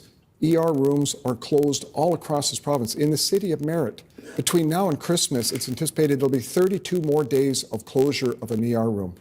It could take 8, 10, 12 hours or longer to wait for emergency rooms. People have died waiting in emergency rooms. There was a lady. She was in labor. She went into the hospital, and she miscarried in the washroom and sat there covered in blood, waiting for hours for services in an emergency room. That is David Eby's healthcare in BC. And quite frankly, it really tears me apart and it makes me upset. We need to be able to make sure that we're retaining our doctors, that we're bringing back the healthcare workers that were let go. We need to make sure we have a model in this province where doctors want to stay here and work, where people can come in and we can unleash the full potential of family doctors. We need to be able to make sure we deal with training and the people coming into our province. There's so much that needs to be done on healthcare, and it's not happening under David Eby. Okay, thank you, Mr. Rustad. To you, Mr. Eby, third-party delivery exists in Australia, in the UK, in Germany, and it's already here in British Columbia. In coming out so strongly against alternative care models, including privatization, are you putting ideology above the needs of British Columbians? No, not at all, Shachi. When people need care, we're going to make sure we're doing everything we can to deliver care. That story that John just told is horrific. Every British Columbian deserves high-quality care no matter where you are in the province. People who are, when we weren't hitting cancer treatment timelines, we reached down to Bellingham and we retained a private clinic to be able to make sure that people were getting the care that they need. It's not about ideology. We have a shortage of healthcare workers. We've got to train up more healthcare workers. We've got to recognize the credentials of those healthcare workers who want to work in our province from other parts of Canada, from other countries. We're leading the country in recruiting healthcare professionals. We've got to do more. And I'll tell you, we're not going to get there by cutting the healthcare system. As John Rustad's proposal, he keeps releasing numbers consistent with cutting billions of dollars from our healthcare system. He hasn't released his costed platform. We got to hire more doctors and nurses. We can't be competing with the private sector who's going to pay those same doctors and nurses more. And then all of a sudden, you have to pay more to access those doctors and nurses. That's why we're opening a new medical school in Surrey to train up community healthcare workers, doctors and nurses to work across BC, incentives for working in rural BC, and provisional license so those professionals can get to work right away. Thanks, Mr. Eby. Ms. Furstenau, you've described the current healthcare system as a bloated bureaucracy. You're also campaigning on establishing an integrated community health center in every riding in British Columbia. So how exactly do you plan to do that without adding to said health bureaucracy? Well, the great thing about community health centers is that they don't actually need heavy bureaucracy on top of them the way that UPCCs, the invention of the NDP, do. The NDP seem to have approached healthcare with the idea that there's nothing that one more VP and 7 more project managers can't solve, when in fact what we have to do is ensure that healthcare spending is being focused on the delivery of healthcare by the professionals who were trained to do it, healthcare professionals in our province. We've seen the corporatization of healthcare under the NDP. We've seen the growth of TELUS, Health Plus. They were investigated only because the BC Greens wouldn't relent on asking the questions of why they were allowed to double bill. We've seen the growth of agency nurses. We see that both of these two parties are aligned on corporate delivery of healthcare, whereas with community health centers, you treat it like we treat the public education system. There's the infrastructure, the doctors, the nurse practitioners, nurses, allied health professionals build their team. We have 30 of these operating in BC already. They're hugely successful. We can get 93 up and running because it's the model that we use for our MLA offices. It's totally possible. Thank you, Ms. Furstenau. Same question to all of you now, starting again with Ms. Furstenau, then Mr. Rustad, then Mr. Eby. Here's your question. The super senior wave is here. People 85 and older represent one of the fastest growing age groups in British Columbia. Options for long-term palliative or in-home care are often limited. Many people have no help. Others can only rely on their children or neighbors. What is your plan, Ms. Furstenau? First, to ensure the dignity and care to those who have given so much to this province. Yeah, you know, we've had a shortage of long-term thinking. We've had a shortage of governments who look at demographics, who prepare for what's coming, who try to avert crises. And now we are seeing a lot of people, a lot of seniors who aren't getting the care they need. We had the report from the Seniors Advocate, A Billion Reasons to Care, that showed a huge amount of public funding going to especially for-profit seniors care, where that money wasn't being used for delivery of care to seniors. It was being used for administration. It was being used for renovations. And so, number one, we need a government that takes seriously how public money is being used to support seniors, and we need to make sure that that is being used properly. And number two, we have to find ways to support seniors at home. The best place for seniors to age is age in place. And it's horrifying right now, the story that a 95-year-old man has been evicted from his home to a hospital. Mr. Rustad. Thank you, and I need to clear the air here. We're going to be adding about $3.8 billion in healthcare spending over the next 3 years. David Eby continues to perpetuate a lie, and I just wanted to be clear on that. When it comes to seniors and what needs to be done with seniors care in this province, we've laid out a very comprehensive plan.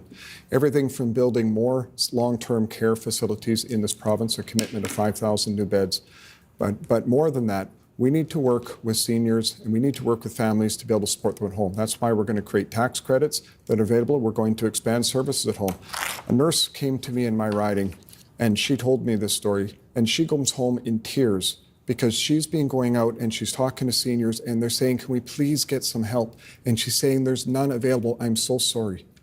That is wrong. Seniors need to be treated with respect. We need to work to be able to support them at home because we know that's where the best outcomes are. There's much more we need to do. We're expanding the SAFER program, shelter aid for elderly residents. There's a lot more that can be done and that we have a plan to be able to deliver. Mr. Eby. Well, you know, it's hard to listen to John Rustad. He was in government for 16 years, and seniors who lived in long-term care homes didn't get a bath once a week. The vast majority of long-term care homes didn't meet even minimum provincial standards for care and dignity. And now he says, oh, if you send me back, I'm going to be different this time. I'm not going to cut the healthcare system. I'm not going to fire the workers who care for the seniors. The largest firing of healthcare workers happened when John Rustad was in government, and he voted for it against seniors. You deserve care at home for as long as you can be at home. That's why we've expanded home care. Our hospital at home program means you can get hospital-like care at home in BC, the first time in our province.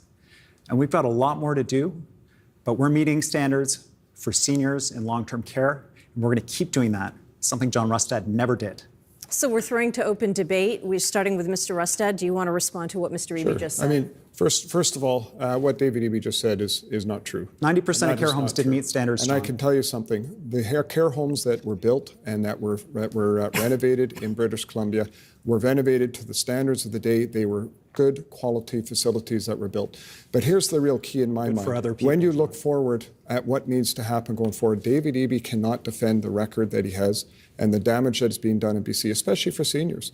Seniors need that respect and care. They can't get a doctor. When an emergency room's closed, does a senior have to go an hour and a half, 2.5 hours down the road for the next one? And that is David Eby's record. We need to make sure that those services are there and available. We also need to make sure that we're coming into their homes, providing support, and working with families to make sure that support's there. Do you want to respond to that? Yeah, when we were all rolling up our sleeves to get vaccines to protect vulnerable seniors from COVID-19, when Bonnie Henry was working night and day to keep us safe during the pandemic, you know, John Rustad and his candidates were providing donations to people who were protesting outside of hospitals, anti-vax convoy members. He's still an anti-vaxxer. He appeared in front of a group of people, said called the so-called, you called it the so-called COVID vaccine. You said you wish you'd never been vaccinated. That's just not true. And then when someone said, do you think that public health professionals should be tried like Nazi war criminals? You said, well, we wouldn't do that in BC, but we would support an international effort to do that, John. It's embarrassing. You know, I wouldn't fire Bonnie Henry. I'm trying to hire you and your family a family doctor. We've connected 250,000 people to family doctors. We've got so much more to do. But if you think that we'll be safer in our province with someone who doesn't believe that vaccines work in charge of things? Thank you very much, Sachi. The reality is I'm triple vaccinated. The reality is in British Columbia, I also promoted and supported people getting vaccines, especially for seniors in our communities. I was supportive of that. However, I am not anti-vax. I am anti-mandate. I believe that people should have choice. It shouldn't be thrust upon them and forced upon them or coerced to be able to take a vaccine. You never know which John Rustad's going to show up. Sure. When he's talking to supporters, he says, I regret getting the vaccine tonight. Now he's proud to be I'll explain that to you if you like. You never know who you're going to talk to. I don't expect that these two are door knocking, but I am. And I'm talking to a lot of seniors in Victoria. And what I hear from seniors are the concerns that they have around losing their affordable housing. That is the number one concern I've heard from seniors. And then I hear from seniors who don't have access to primary care. And what these two are not focused on is protecting that affordable housing, protecting that right to live and age in place that seniors want to have after having contributed to our society, paid their taxes their whole life. They want a government that is going to have their back. And that's not what they feel right now. And then they want to make sure that they do have primary care. And what has not happened under the NDP is the solutions to the primary care crisis. UPCCs are twice as expensive as meeting a family doctor, and they do not work to solve this crisis. There's one really important factor. They'll keep talking about, we're going to get more doctors, we're going to train more doctors. BC has more family doctors per capita than the rest of the country. They're just not willing to work in this broken system. We want to make a primary public healthcare system that doctors want to work in, that healthcare professionals want to work in, and that will serve the people of BC. There's a great desire for both these leaders to come back in. It's clear in my mind that keeping seniors at home as best we can and support them is the right thing to do. In 2022, I lost my father, I lost my father-in-law, and I lost my mother in that year. But we were able to keep them in their home right to the end because we were able to support with family. There was not the level of care, unfortunately, for many, many seniors that are out there to be able to do that. And we know that when seniors can stay in their home, their quality of life is much better. And for me, we were able to provide that quality of life for my parents. But I know many families can't. And that's where we need to be able to make sure we're supporting those families to be able to stay in their homes. Okay, I'm going to allow you to come back in, Mr. Eby, and I'll give you a little bit more time. Thanks. Let him finish that little bit. Okay. These are huge challenges that we face in our healthcare system. You know, when John Rustad was in government in 2010, they said, we're going to make sure everyone gets a GP. A GP for me, the program, they called it. 5 years later, fewer people had a family doctor than when the program started. We're actually making progress on getting people family doctors. We're supporting you and your family. And we believe in the science of things like vaccines. We don't have a candidate that says the vaccines give you AIDS. We don't support anti-vax convoy members. We believe that science works and it keeps us safe with things like vaccinations. Okay, thank you, Mr. Eby. We're now moving on to... So it was a long section, but I wanted to present it to you to get an idea of the flow. So you have on the left, Mr. Charisma, John Rustad. That's sarcasm, by the way, in case anybody didn't catch that. So now you will notice his intervention earlier, he saw someone die. Never happened. Now in this one, talking a story about someone who bleeded out, who was bleeding out. Starts with that, right? And you'll notice the difference in the reaction where David Eby goes, that's a horrific story because that one made the news. Then later on in his response, he talks about parents who died. John Rustad keeps on going back to people who died or people who were all the time. Like, life is so terrible. People are dying. Like, it's a subtle thing. Yes. And it's not, there are still other times so far. And this is all in the first hour that he's made like references to people who have died, who or came close to dying. Mm-hmm. Right. This one, he gets a reaction. The first one, he didn't. So do you get the feeling that everybody on that stage was like, oh, God, here he goes again? Yeah, pretty much. Over the course of the evening, over the course of this first half, he's the one that brings up the greatest number of anecdotes about people he allegedly met or allegedly talked to or whatnot. Whether these people are real or not, we all have no ways of knowing when politicians do that, right? Unless there was sort of like a picture of them. Then you have David Eby, look this, calm and whatnot, delivering. But then there's like 3 occasions in that whole section where he just like, boom. It wasn't forceful. It wasn't strong. It wasn't fireworks. But if you're listening to what he said, he just like body slams Rustad 3 or 4 times with counters, like actual facts. Because 90% of nursing homes not people not getting enough baths. People just like, and there have been evaluations that are assessment like these are facts.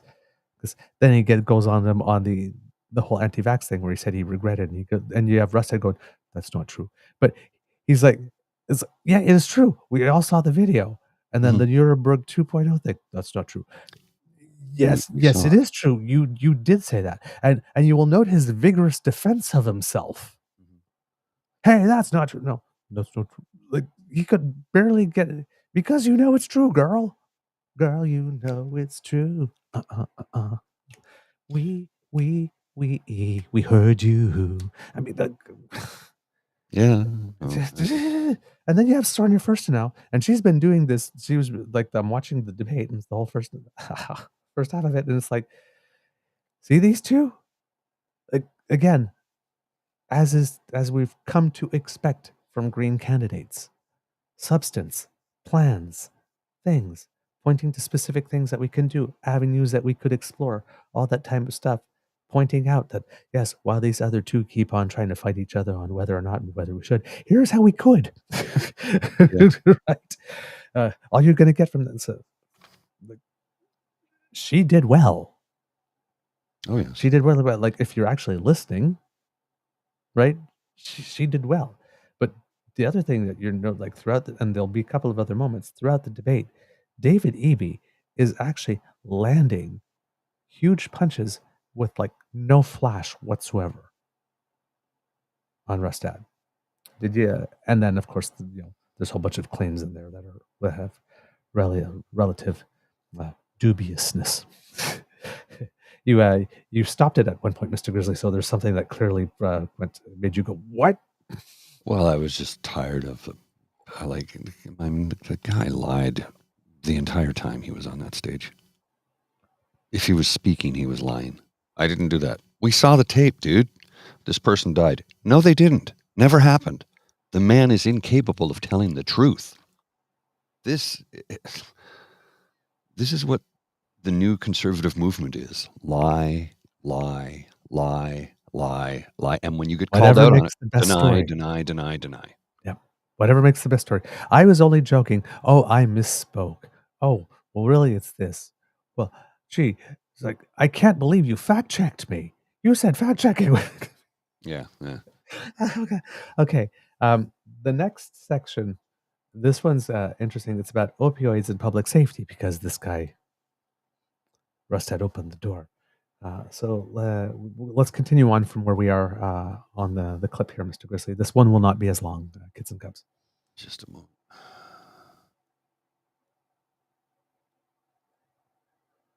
Okay, here we go. We'll bring it up for you. Which is the opioid crisis and public safety. It has been the better part of a decade since BC first declared a public health emergency.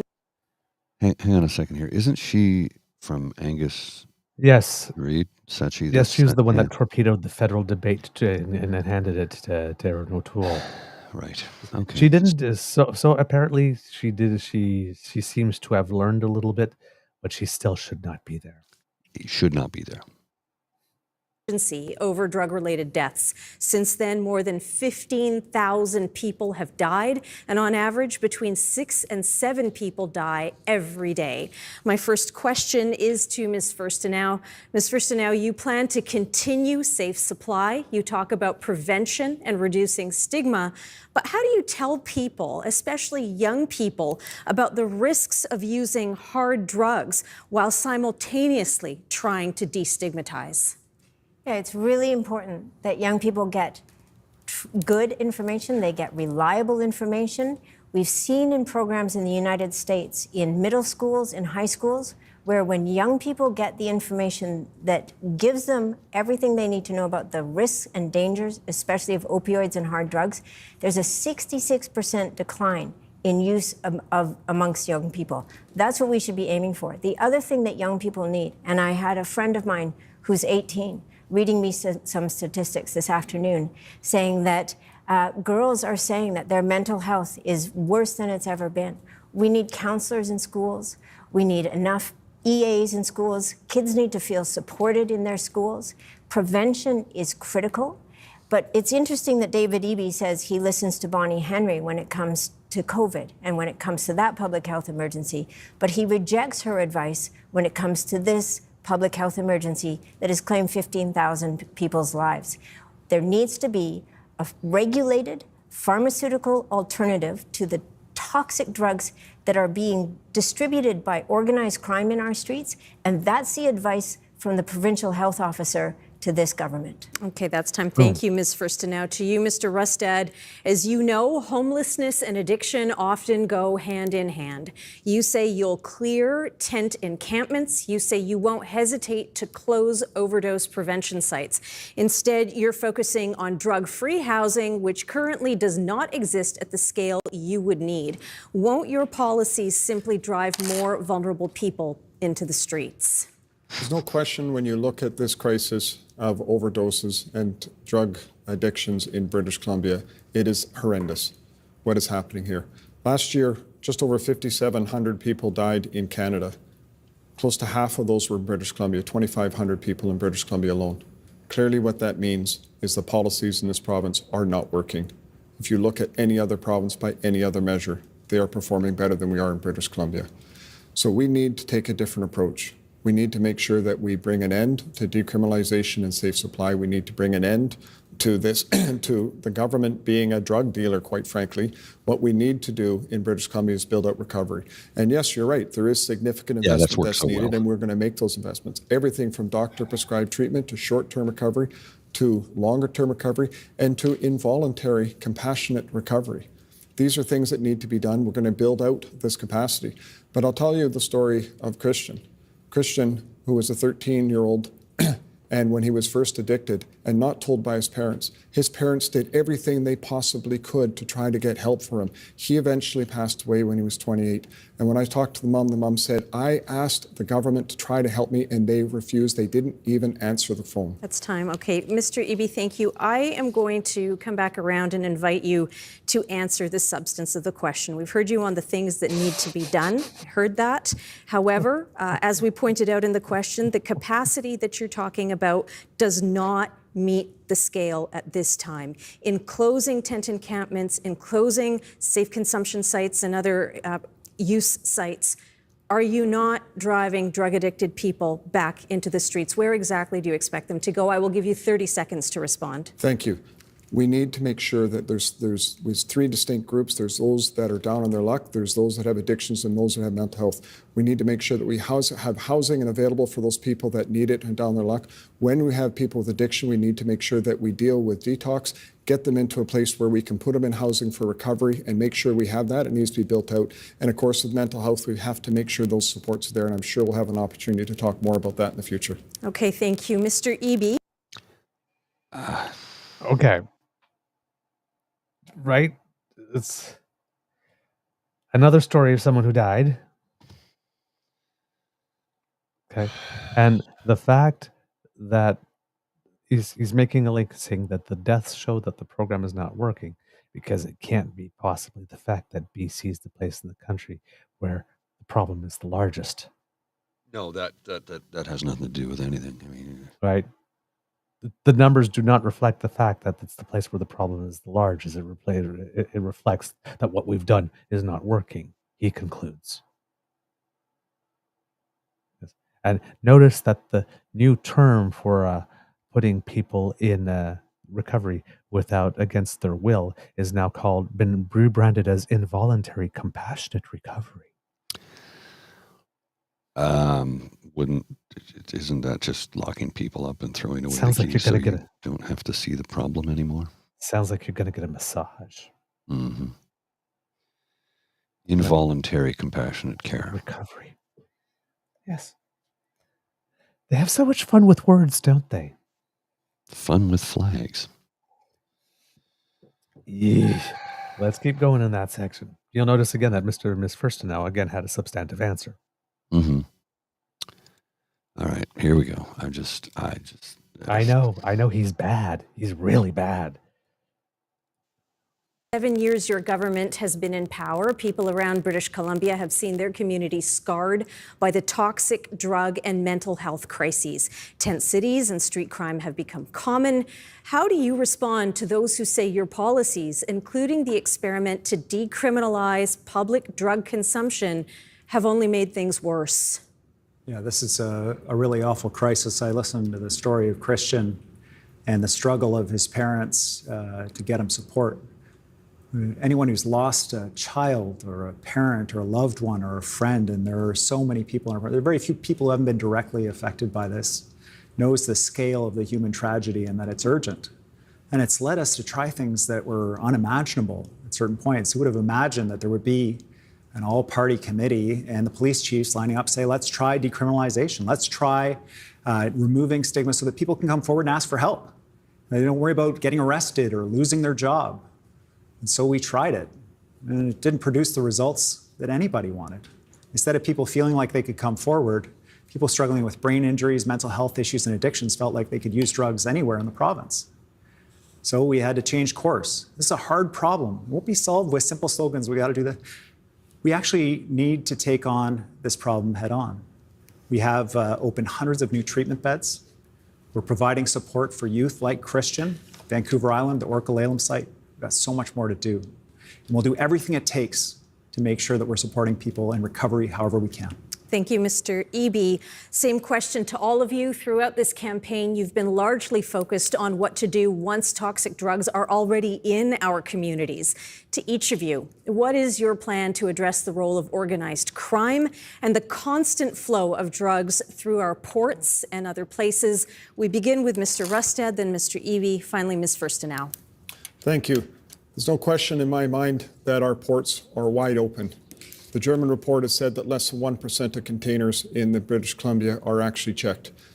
The federal government exited the scene in 1997, and the problem has only gotten worse under David Eby. And I suggested, and I still move forward, the plan that we are going to strengthen our port police. We're going to actually make sure that that force is there and available to be able to do that work. David Eby said, oh, you can't do that, it's federal. Watch us. We're going to make sure that we crack down on these ports. We're going to bring an end to the organized crime, the drugs and the guns that are coming through our ports. We're going to help work with. Okay, where have we heard this line of bullshit before? Pierre, with the auto theft. We'll scan all the containers. Well, like, do you know how many scanners and how many people and how many man hours and how? So do you know why? Do you know? Hold on, just before you go on. And then what they did, as soon as he mentioned that, then they moved to another system where they were just scratching the VIN numbers of the cars. So I mean, it's not like they won't get around that, right? You do realize recently that CBSA, Canada Border Services Agency, you do realize that recently, because they are frontline workers, they can't strike. So instead, what they did was they worked to the letter of the law. Right. That is, every person on every plane went to secondary. Every piece of luggage was checked. Every vehicle at the border was checked thoroughly, top to bottom. They got their raise within a day. You know why? Because to do their job 100% to the letter of what they have to do will hold up about $10 billion worth of trade a day. So what he's suggesting would cost us hundreds of billions of dollars, because to check all of those containers, I'm sorry, it's going to take days, which means no trade moves. You Or have to accept and understand that crime is going to happen because people want money. yes, And because greedy corporations don't pay enough, people are willing to take bribes and payoffs and a little bit of cash here and there just to get ahead a little bit in life. This is why crime exists. mhm. And if the person buys enough scanners and hires enough people to do all that job without holding up trade. Yes. Hello, big bloated government program Yeah. that you guys say you don't You believe in. can't And, hire and enough again, people. You and can't then do it. and if they do their business the way that Doug Ford does business, that contract for all those scanners that they'll have to buy will Mhm. surely need some scrutiny. Yeah. It's just none of this makes any goddamn No, sense. this is like tough talk. This, but not that sounds good, but it's not a solution. This is There's not no a solution. practicality to it. Okay. With the federal government to strengthen our borders right around, we're going to do everything we can to actually even go after the components that go into making these drugs so that we can get these dangerous drugs off our streets. They're killing people on a regular basis. This needs to happen, and a Conservative government's going to make sure that we put the resources there to end our ports being wide open and to bring an end to this crisis. Mr. Eby. Thanks, Chachi. Again, difficult to listen to John Rustad on this critically important issue of organized crime in our province. When John was in government, gangsters brought hockey bags full of unmarked bills to BC casinos. They laundered money with impunity. They used our court system to enforce those same gambling debts. The government had no interest in taking that on. And now John Rustad has actually announced that he's not even going to enforce federal gun laws in British Columbia. He's going to direct the police, and this isn't just one time or twice, it's 3 times, including in the radio debate we participated in. He will direct the police not to enforce federal gun laws that prevent abusers from accessing guns, that prevent gangsters from buying and selling handguns and semi-automatic weapons. It's ridiculous. And now he says he's going to get tough on crime. Give me a break. John, you have to go with the gangsters. You have to take their cars and their houses and their guns and enforce the law, and that's what we're going to do. Ms. Furstenau. Yeah, I think one of the problems we have is that people are being abandoned to homelessness. There isn't solutions for them. Mayors are asking, the provincial government have been asking the provincial government to step up and play the role that they're supposed to play, to have a social safety net, to ensure that people aren't living outside and gathered in an area where it's very easy for organized crime to find them and to sell them substances that are very dangerous and often deadly. We have an example in Duncan. 4 years it's been operating. It's been a proven success model. It's the village site. It gets people into homes. It gets them wraparound services. It gets them connection, belonging, community, employment, and it keeps them away from organized crime. This is what should be scaled up everywhere in this province. This is how we solve this crisis. Thank you. And now time for open debate. Mr. Eby, we'll start with you. Okay. Where to begin? Good God. I like her. Furstenau? Yeah, Yeah. I like her. I think she's got her shit together and has things organized and planned out to a certain degree. EB, he's not terrible, but he's got some issues he's got to work through, and Rustad is just a blithering idiot. Yeah. But you will notice in that section when EB was talking, we tried something, it didn't work. We course corrected. Yeah, that's what you're supposed to do. But also the admission, we tried something, it didn't work. Huh. Rather than defending it or going to the wall or justifying or just a straight up, listen, this problem is big. We have to try stuff. Not everything's going to work. But if we don't try, and right, that's not a common thing for a government to say. We tried something, it didn't work.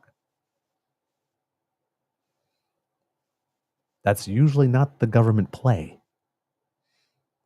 So I heard that and it's like, you know what? That's actually refreshing. I was okay with that as an answer. Yeah. I know. I just don't understand how things got to be so simply bizarre in this country when it came to formerly centrist, little right-leaning but centrist progressive conservatives. That there's no more progressive conservatives in this country. There's none. No.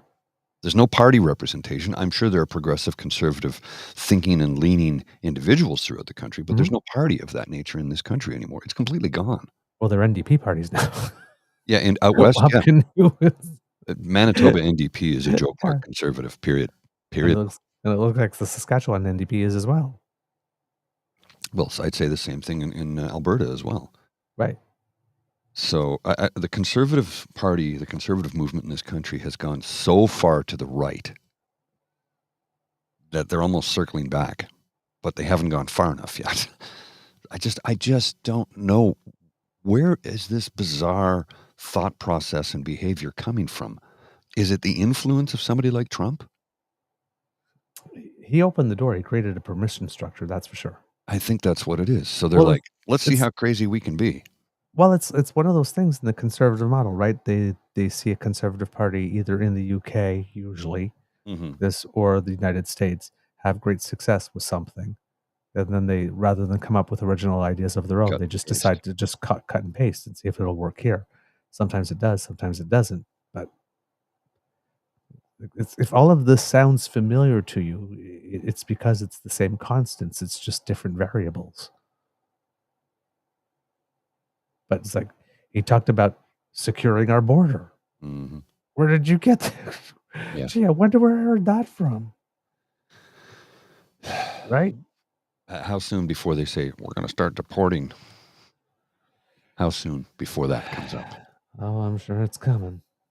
No doubt. And then consider that how our farms will have crops rotting in the fields because there's nobody there to pick them. Yep. Indeed. Let's go to 4840 because there's one other thing I'd like to show this morning. Well, we're already way past that. We're at the 52 minute. Oh, then keep going. Sorry, I keep going to 5639 then.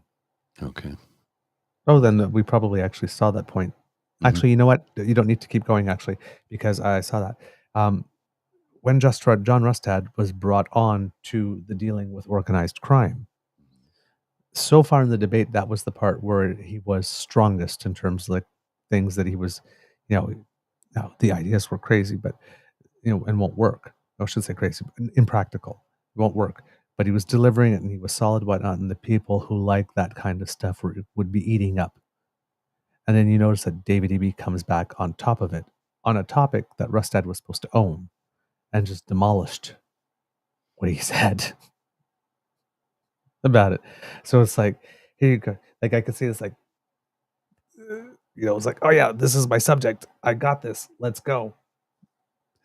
Okay, let's go to 5670 then. I'll do this one.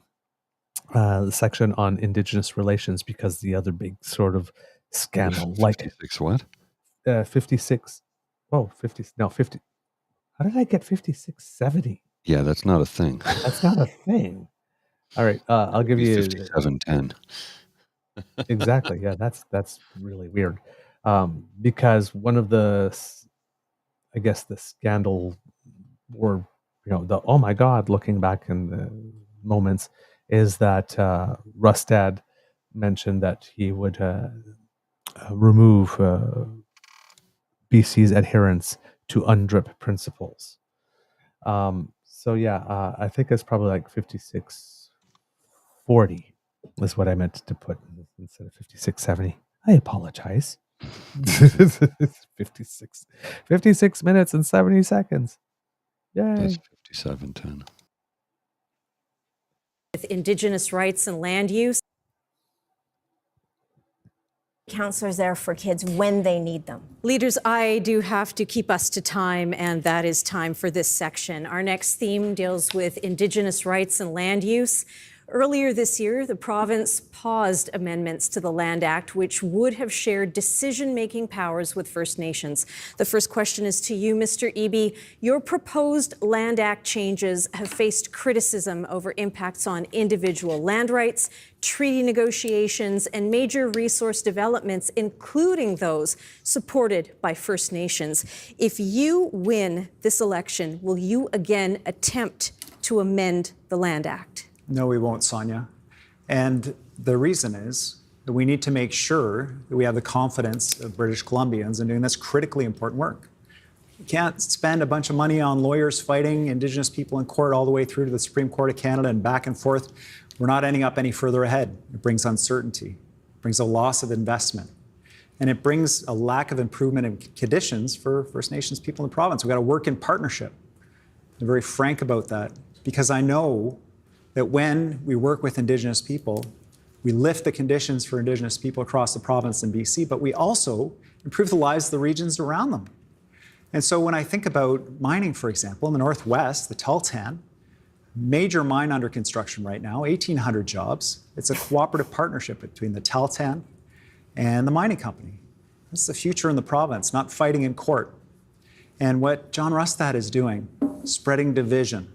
Some of his candidates openly racist to Indigenous people, denying the history of residential schools. Paul Ratchford in my own constituency on Orange Shirt Day, saying he won't wear an orange shirt because he won't misrepresent Canadian history. These are the kind of candidates he's running. We don't need division. We need to work together.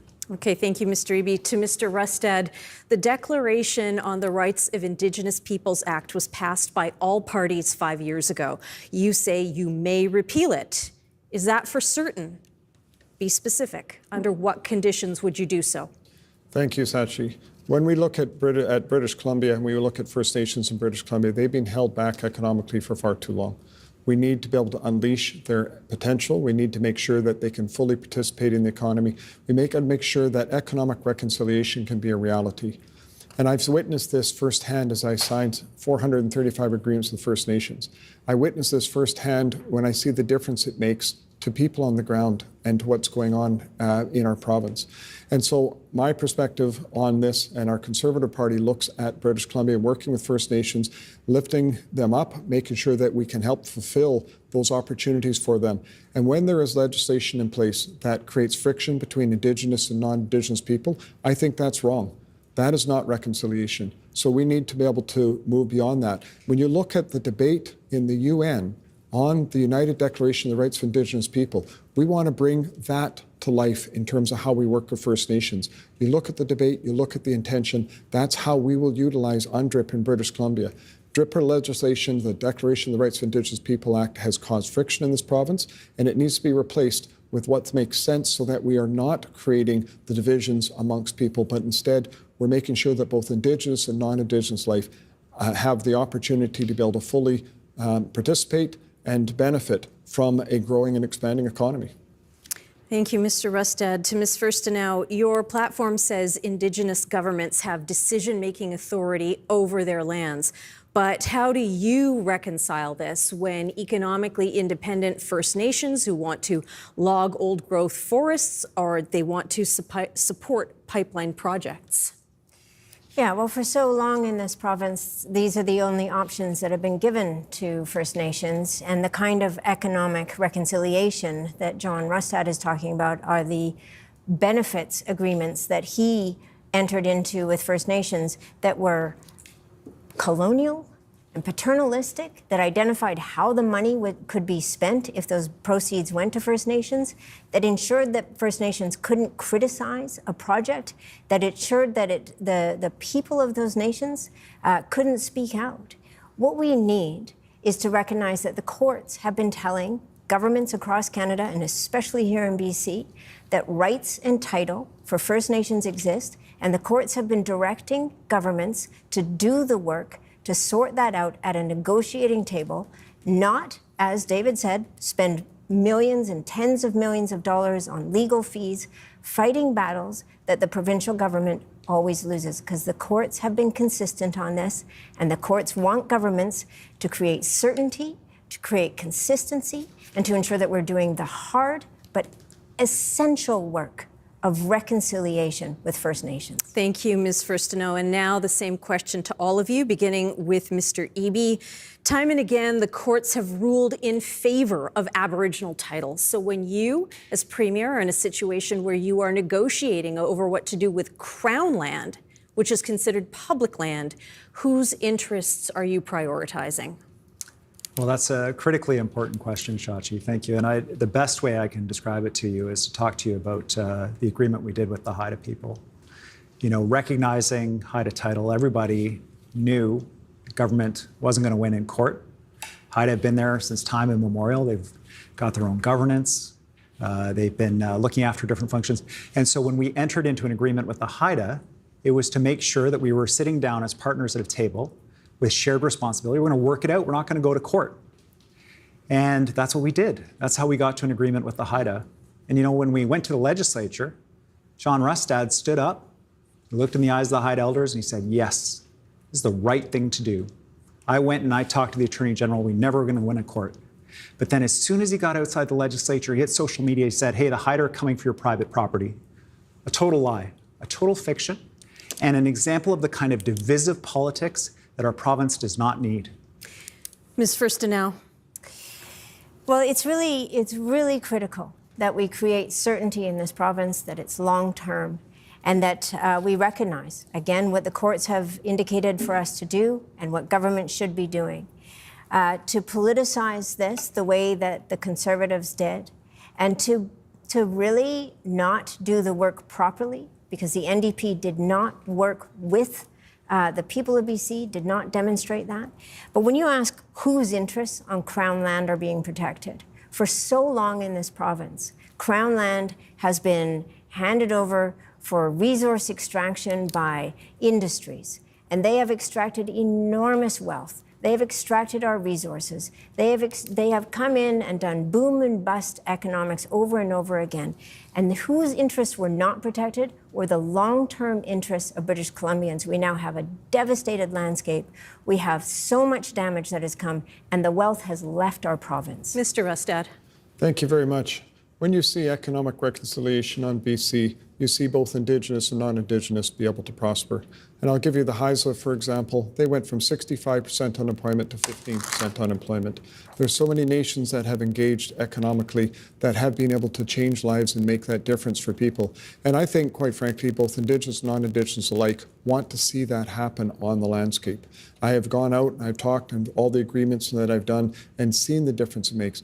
And when it comes to Haida, or to the Haida Gwaii and the Haida people, I fully support addressing title. It needed to happen. It's the right thing to do. But private land and infrastructure should never have been put on the table, not without engaging with the people and making sure that you're in a situation. By coming forward and doing it, ultimately you're going to end up with Indigenous law applying to your private property. We need to make sure that everybody's at the table if you want to achieve true reconciliation. Okay, time now for open debate. Ms. Firstino, we begin with you. Mr. Eby, I see you shaking your head. You may engage once you've had a moment to speak. Look, it's fascinating to me that John Rustad's vision for this province is one that's rooted somewhere around 1957. I mean, he cannot look ahead because he can only look back. He is so limited in his imagination of what's possible.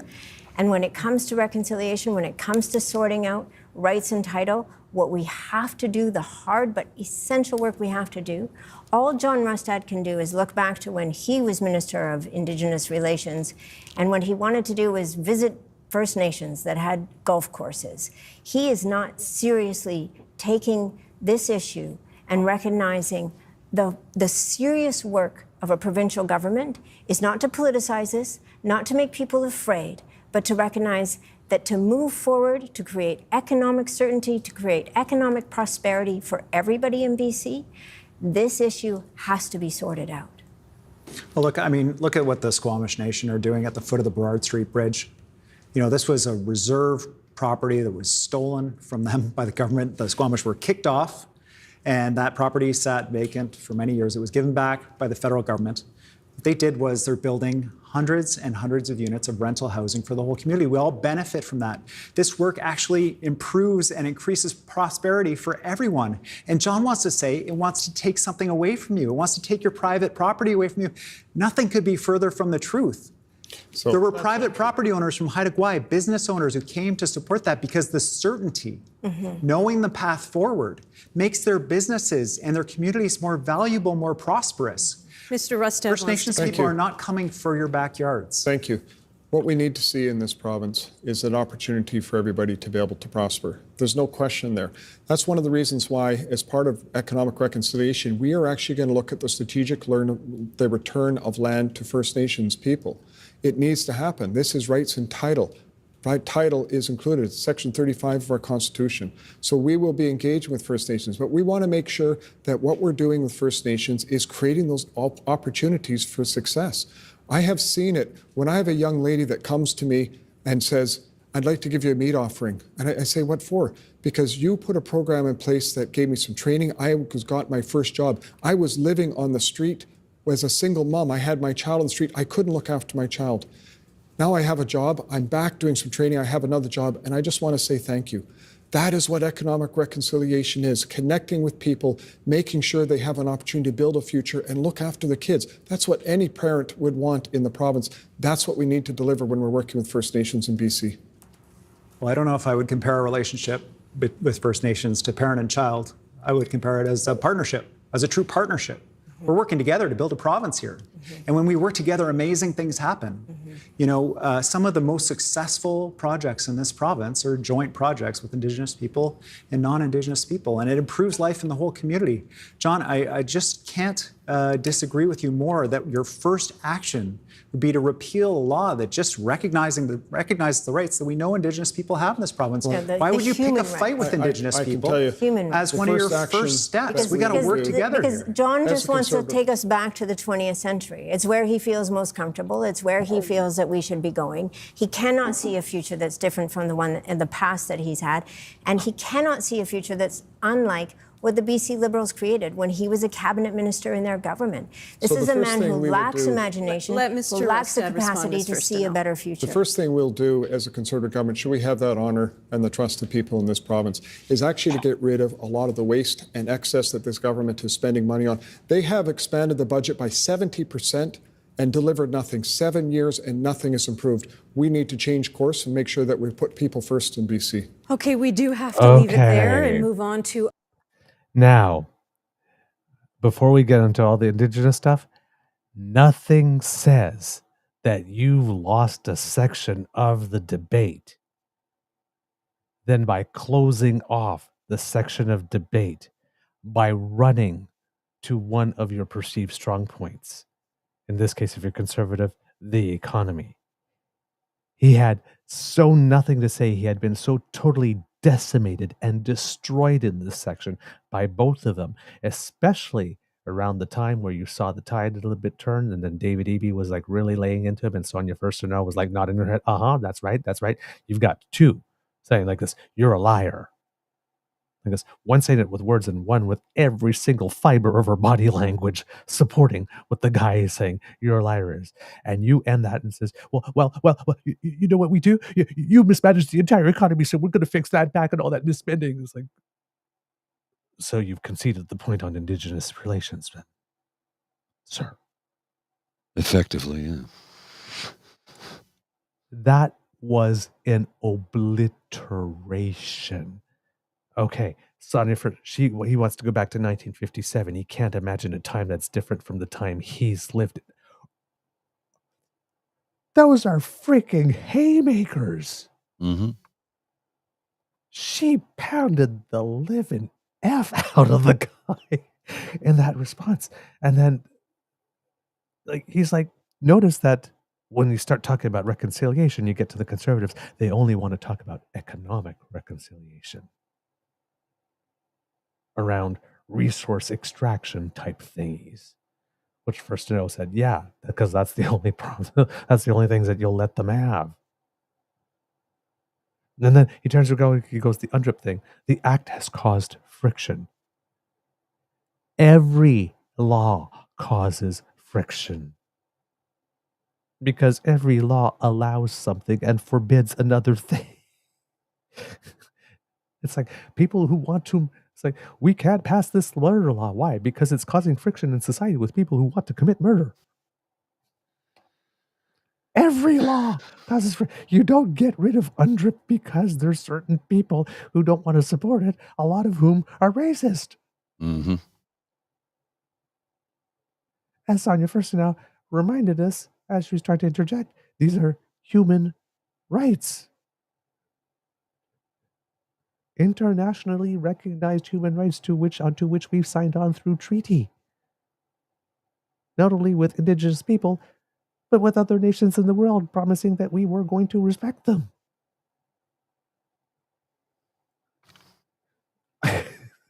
I mean, this guy, it was, none of this is flashy, none of this is fireworks, right? It's not like, you, sir, had a choice, right? From that, but it's like, he wants to go back before the 2000s. Mm-hmm. It's like, this one you had to sit and pay attention to, because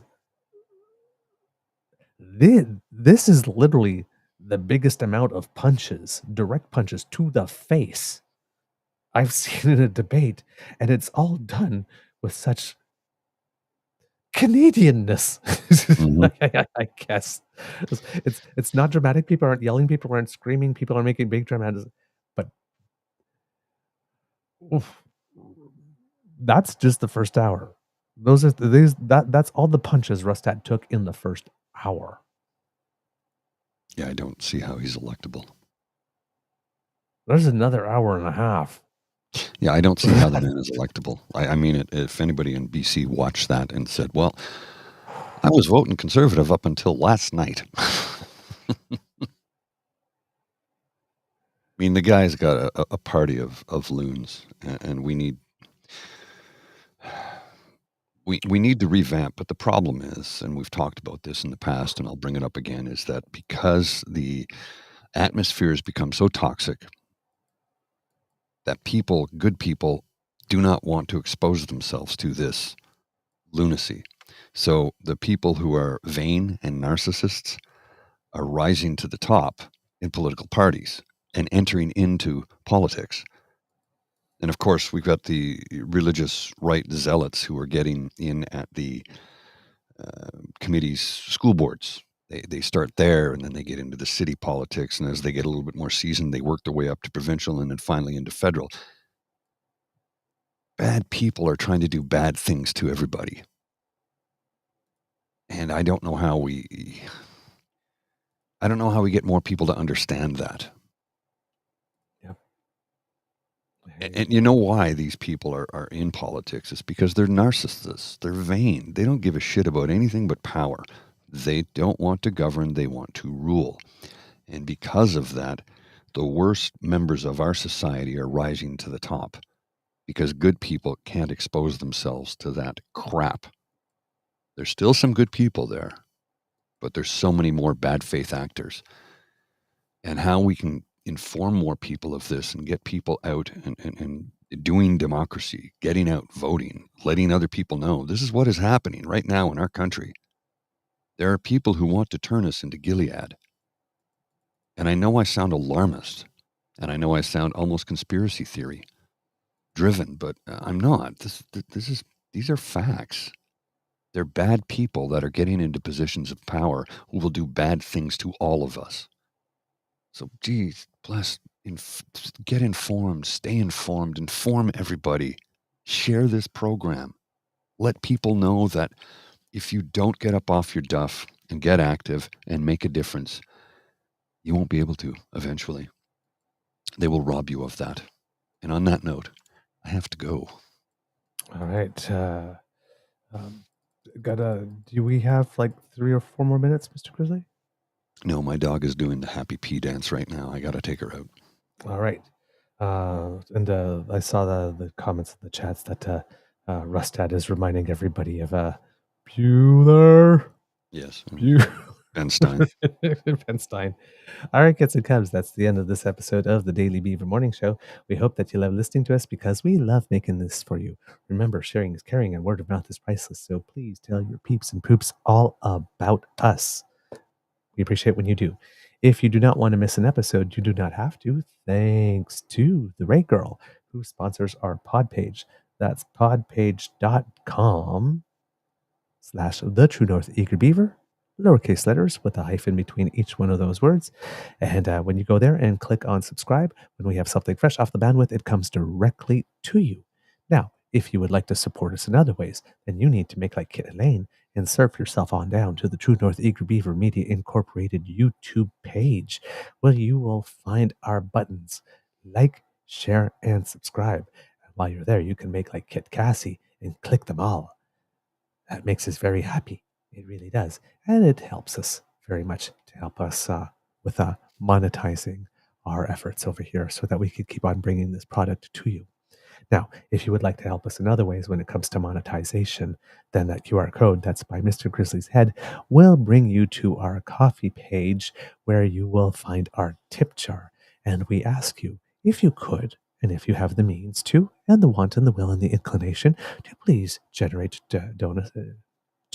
donate. Well, there you go. Someone scanned the QR code. Thank you so very much. Really appreciate that. Everything that you donate goes back into the show, of course, and helps us bring this product to you. We have incurred some fees, of course, online subscriptions and other things, new equipment that we need to buy, time to get in. We both bought new computers within the space of the last year. So to be able to have more reliable performance and that type of stuff. So anything that you can contribute to that really helps us out immensely, and we appreciate it.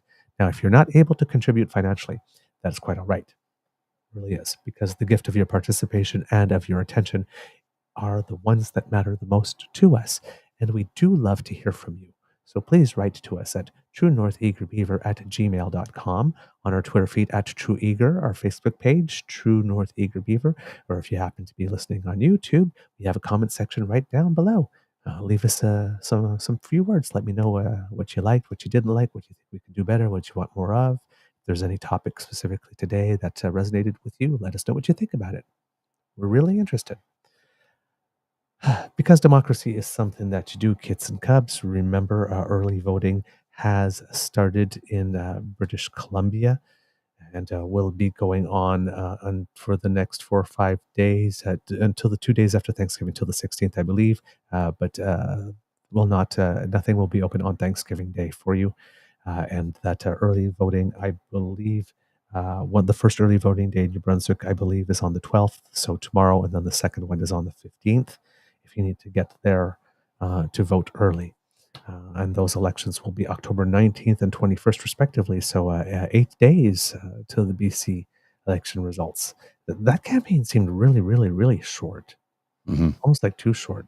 I thought campaigns were supposed to be at least like 32 days or something, and I don't think this one was. Provincial rules must be changed and must be different in British Columbia.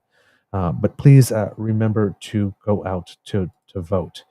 And thank you to Kit Miss, who said during the chat, honestly, just listening to you two talk in the background while I'm doing so many things at once is truly a godsend. It's keeping my mind focused instead of worrying. And our love to Mateo, because he's not feeling well. Mr. Grizzly, do you have some words of wisdom? I think I'm all out today, honestly. I just share this with everybody you can. Put this on your socials. Let people know they need to be informed, especially our friends in BC who are about to go to the polls. So share this with them so that they can see what they have to choose from. Absolutely. And no, Kitsasi, I'm not related to Weird Al, even though there were a lot of songs today. But I wish. Everyone, have for those of you who are observing, have a wonderful Thanksgiving. And Mr. Grizzly, I'll have a very, very, very quick Easter egg when we come back. But please, cue the cock. You are listening to a True North Eager Beaver Media Incorporated podcast. The True North Eager Beaver podcasts are proudly brought to you by our founding sponsors, the Misfit Mysteries from Corvid Moon Publishing, your source for science fiction, fantasy, and cozy mysteries featuring a broad diversity of characters. CanadianTarot.com, their uniquely Canadian online eclectic tarot community, and the Peppermaster, hot pepper sauces made from farm-fresh ingredients to thrill your taste buds and expand your mind. We are grateful to the Crier Media Network for its support, Pete Jarvis for our artwork, and Paul Joseph Something for our opening and closing sequence music.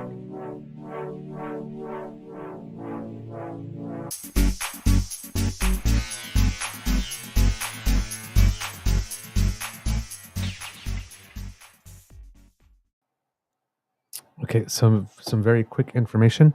The jobs data has come in, and the unemployment rate has dropped to 6.5% a little bit, with about 47,000 new jobs being created. The U.S. numbers were good as well.